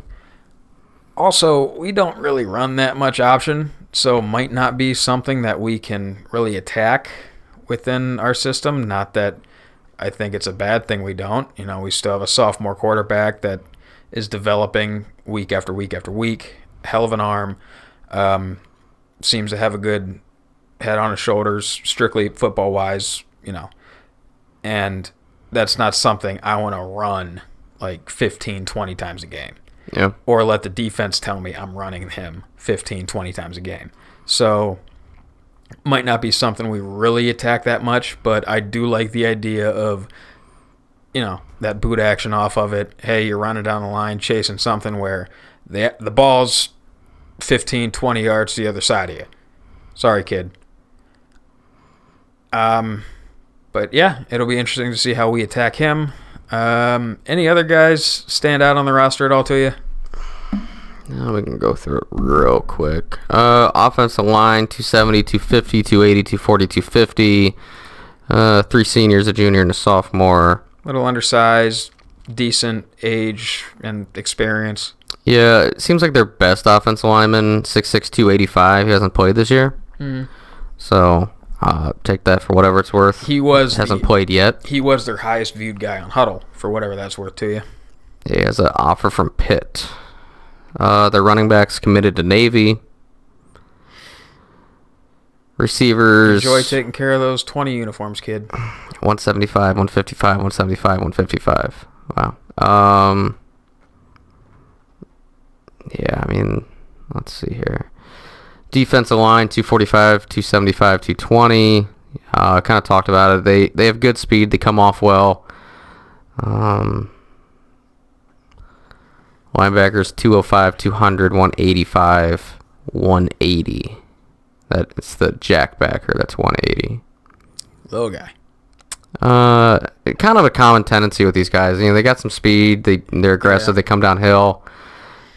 Safety. One of their safeties, 6'2", 180. West Virginia offer. Okay. It seems like in general their defensive backs kind of like to read the quarterback. Kind of have their eyes in the backfield kind of thing. If that's what they're taught to do, that's what they're taught to do. Yeah. Let's see. Quarterback offers from UConn and Temple. Okay. Accurate, good arm strength, throws the ball well and on time. I saw some potential from them, but their offense does not show that. No. The numbers don't reflect that. So, interesting to see where the disconnect is with that. Let's see. Yeah, their corners, 155 and 170. Good cover skills, aggressive, got some speed. So, yeah, obviously not a whole lot of information on this out-of-state opponent, but you got their roster, watch a little bit of them on film, so we have an idea of who they are. Mm-hmm. That's more than most can probably say about them right now, so it'll be interesting. Obviously, the numbers aren't in their favor. No. But on paper, it seems like they have some talent out there. Saw some good players on film, saw some good plays on film, so it's not going to be a complete pushover, but I want to see where that disconnect is because obviously there's something going on with them or the competition in Delaware. Yeah. To where as they're not putting up points. I mean, I think just a couple more smaller details that I kind of picked up on. They run almost strictly zone runs, no pulling linemen at all. And it looked like their competition kind of did the same. So I don't know if their defense, their inside linebackers are going to be ready for a 280, 300-pound guard pulling around, coming downhill right at them. And the flip side of that is, yeah, they have the option. You got ways you can spice up zone, but at the end of the day, it's still just a zone run. And your defense can, once your defense starts teeing off on it, what do you have to go to when we stuff it? Yeah. And if you don't have anything else in the playbook for that, and you're just going to be passing all night, are we going to have a field day just making that low D1 quarterback look like a not D1 quarterback at all? Yeah. So, yeah, like you said, there's a disconnect somewhere.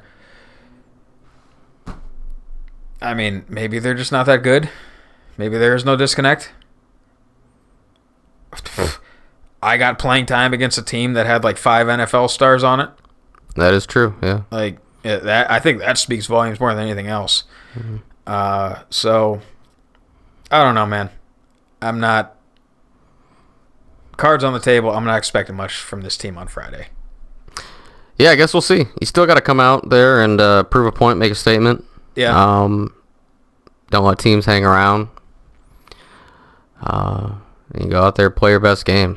Mm-hmm. And, they're coming in here for, half of it is that they're coming in here for the show. I assume they're probably going to stop at the Hall of Fame. They come, they see Paul Brown Tiger Stadium, they see the fans, they see everything that's going on, the band, the fireworks, the scoreboard, the indoor. Live up to it. Yeah. All right. Put on that show between the numbers. Only other thing is, hey, it's homecoming week. Put on a show for the fans and everybody else in the stands. that homecoming game, you want to be feeling pretty good after Friday night. Go to the dance on Saturday. Like, yeah, we just put up 50 on these cats. Yeah. Everybody on the team wants to get playing time, and it's a feel-good week. You come in, you do your business on Friday, and you feel good for the rest of the weekend. So that's all I got on these cats.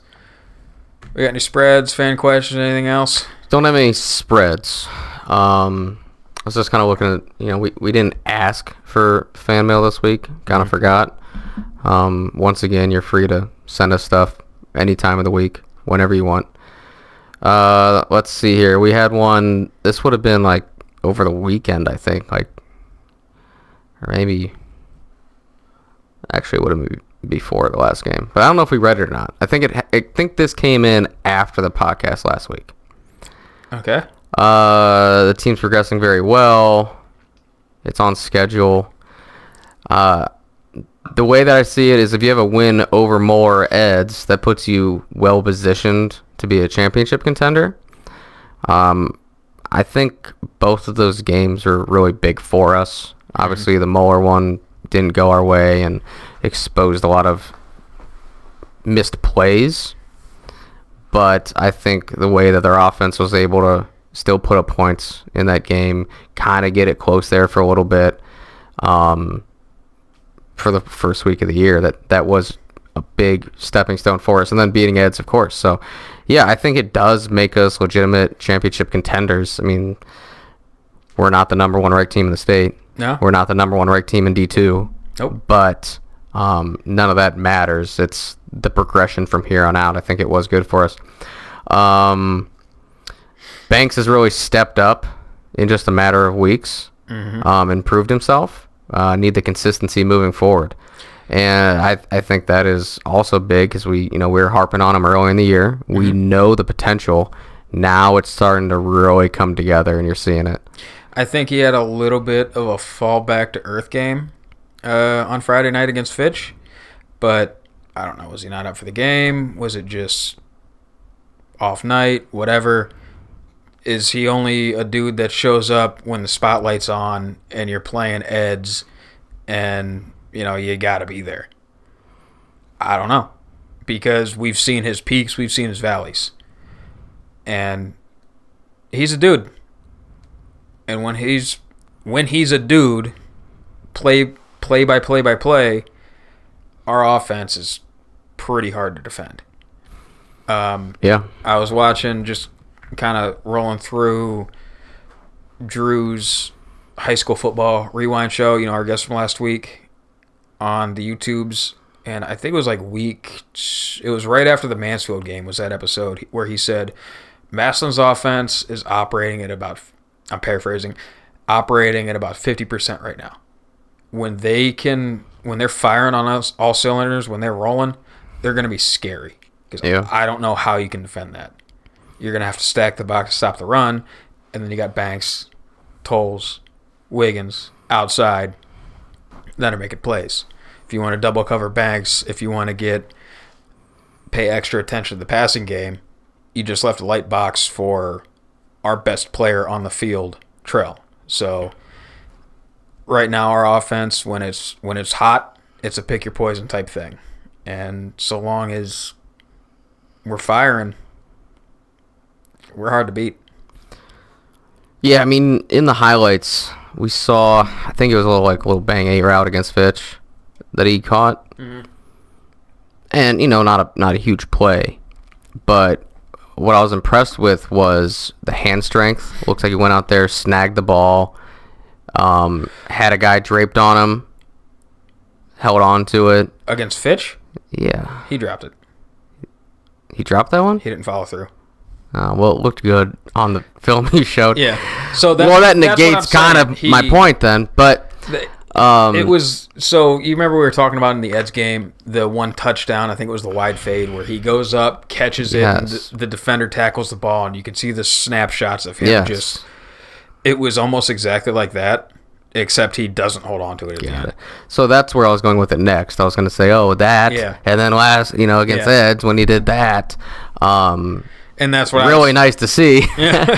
Because earlier in the year there was some, a couple drops, a couple plays where you think he could have went up there and played it better in the air, but then it seems like now it's been going better. But he dropped the one against Fitch, but it's still a really tough play. I don't know how he held on to the one against Eds. If you watch the snaps, you can watch the video of it. There's a really good angle. But if you watch the snaps, you see it just still shots of where he catches the ball. The defender hits his arm, hits his wrist, hits his hand, hits the ball, is trying to push the ball out of his hands. The ball almost is like to the ground. It's still secured, but the ball is now pushed like all the way to the ground before he finally rips it away.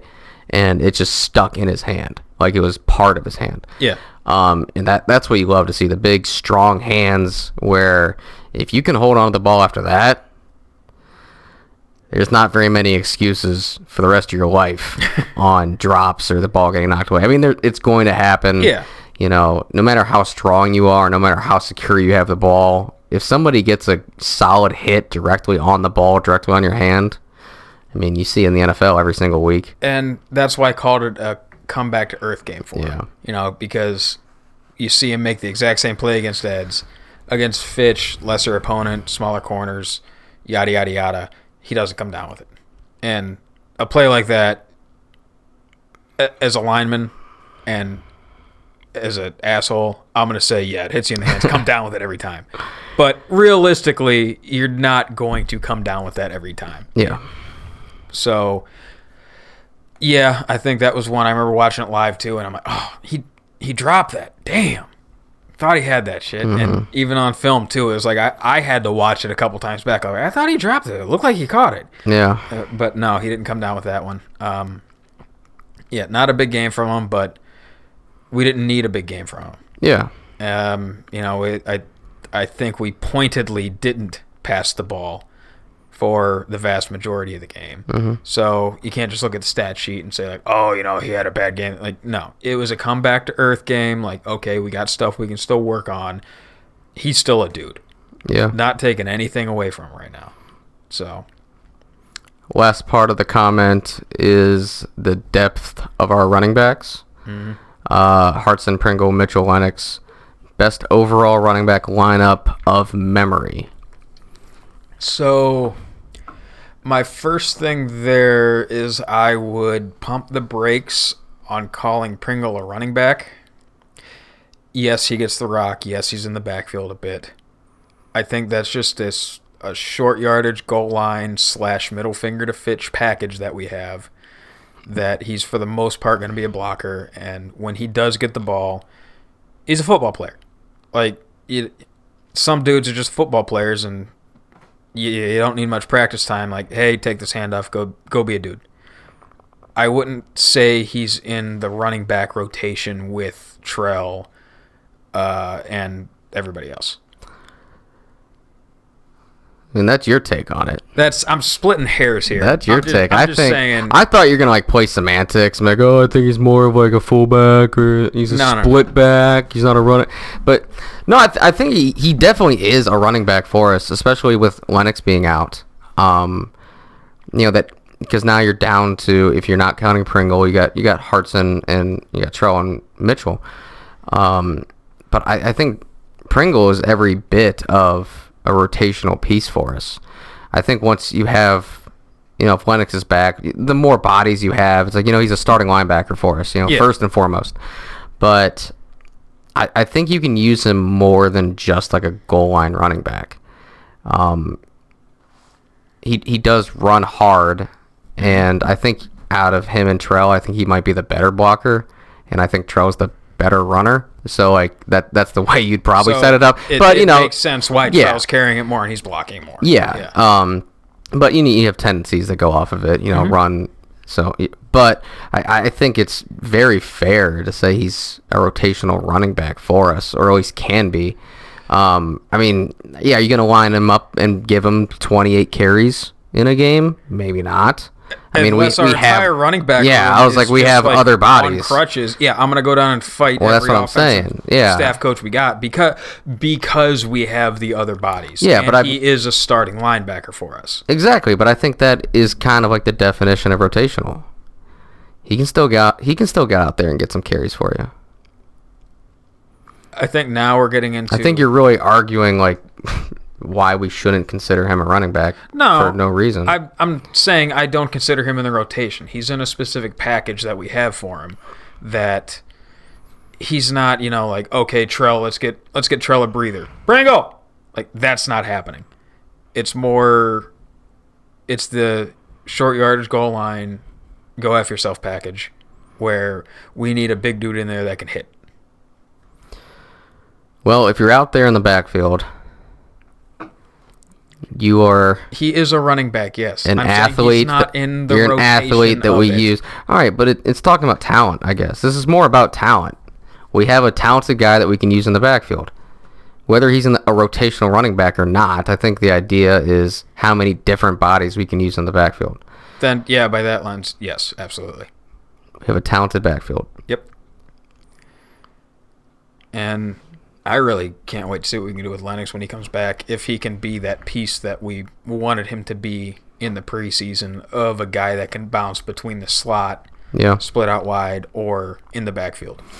Yeah, especially now that we've established some other guys at receiver. Mm-hmm. Whereas at the beginning of the year, I was hoping we could use Lennox in the slot to draw attention away from Banks because we didn't have... I knew we had some young talent, but they didn't have any experience. Now we have other guys that we've proven we can use and teams have to respect. So now you're kind of just adding Lennox out there as another piece. Mm-hmm. And teams, are they just going to treat him like any other guy? Are they going to kind of shift their defense for him? Because he's going to be coming off an injury, but the assumption is whenever he's healthy, mm-hmm. and he's going to be right back to being one of the fastest people in the state of Ohio. So that is something that you got to respect at least a little bit. Yeah, I just think the potential there. You could just line up in the slot and just have him run a sprint down the middle of the field. And I think there are going to be some fans that are caught off by that, just like, oh shit, who is that? Yeah. Tyreek Hill just streaking down the field. We didn't even throw it that way. We ran it. No one... Doesn't matter. You just saw this flash go down the field. It's like, oh, shit. Yeah, like, all right, we're opening windows now, boys. Yeah. Windows shall be opened. And, we're going to get you the ball in space and let you go be a freak. Mm-hmm. And I think we've shown enough on offense this year, schematically, creatively, that we're going to be able to use him in different ways.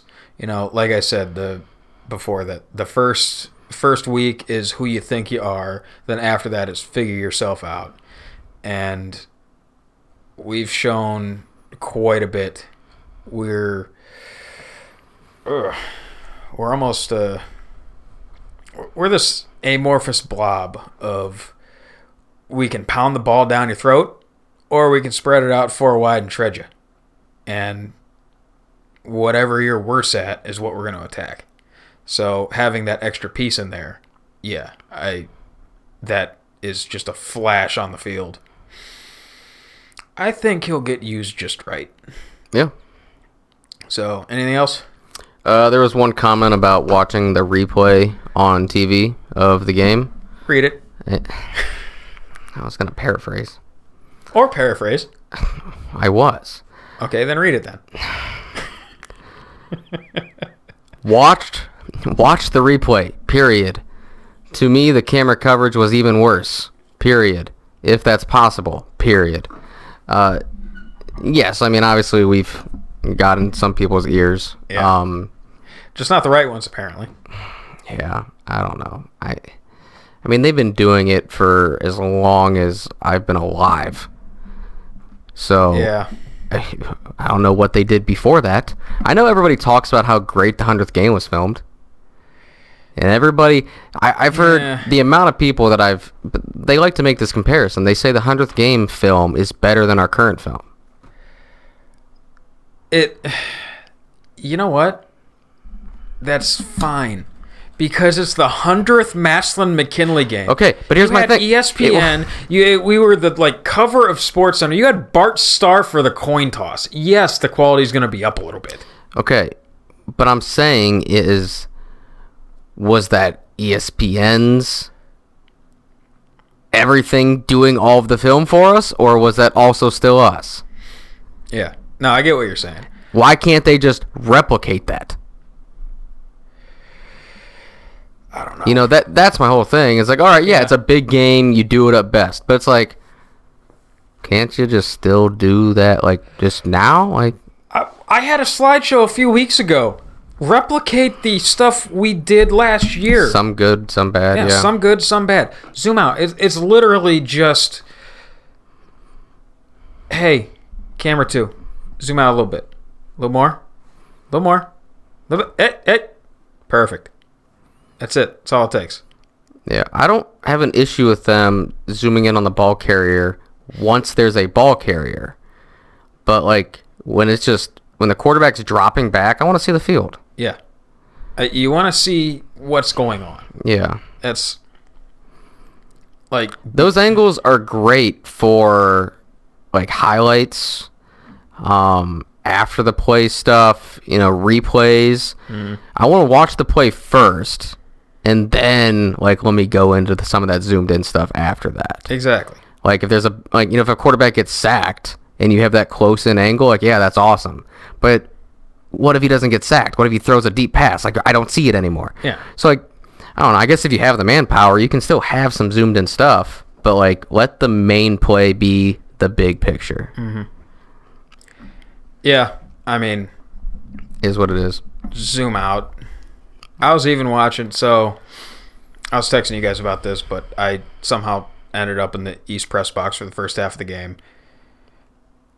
Booster Club does it up right. I mean, had a hell of a spread out there, great seats, had the live broadcast in there as well. So it's like I could watch the game and watch the broadcast too.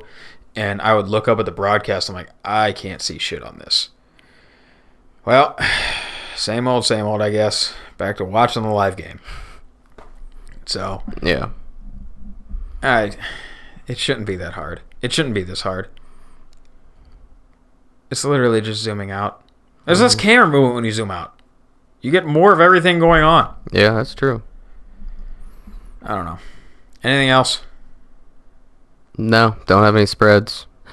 Don't have a question of the week or too much fan mail or whatever, so. Let me see. Let's see what old Drew Pastor, the Fantastic 50, has for us with the spread of this game. I know he kind of makes it a point to Fantastic 50 football. He kind of makes it a point to say, like, it would be so impossibly hard to track all of the out-of-state teams that every Ohio team plays like he does Ohio, that the numbers might not be as accurate. But coming down the stretch here, I mean, he's got us ranked number 1 in Region 7. By computer points, we're number 2. Yeah, but I mean that's computer points. That is. I know he has us ranked number 2 in the state for D2 also. He also had us winning by 10 against Fitch, so I think this is a big pump up type game for us and his numbers. He's got us winning by 23. So how do we feel about that one? Yeah, I mean I'm comfortable with it. Not sure what the local spread's going to be. I'd imagine that they don't give a lot of respect to out-of-state schools that aren't on like the ESPN list. Mm-hmm. So I'd say the local spread is probably like that, if not higher. Just because they don't just blindly don't respect out-of-state schools very much. I mean, Madison minus 23. I'm hammering that one. Like, could tease me another 10 points. I'm still hammering that one. Yeah. So that's all he's got. But he's got us minus 39 against Canisius and minus 27 against McKinley.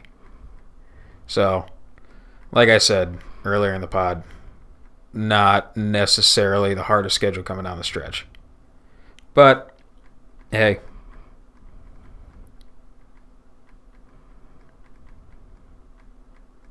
I like us minus 31. I'll take Madison minus 31. Okay. Not a normal football score, but this seems like a team that's going to give us a funky score at the end. So, we'll see. Middletown, Delaware. What is their mascot? It's like Cavalier or Crusader or something. What did I send you? I sent it to you guys. Cavaliers. Cavaliers? Yeah. All right. I guess with that, we'll wrap it up. Call her a night. Go Tigers. Beat the Cavs. Go Tigers.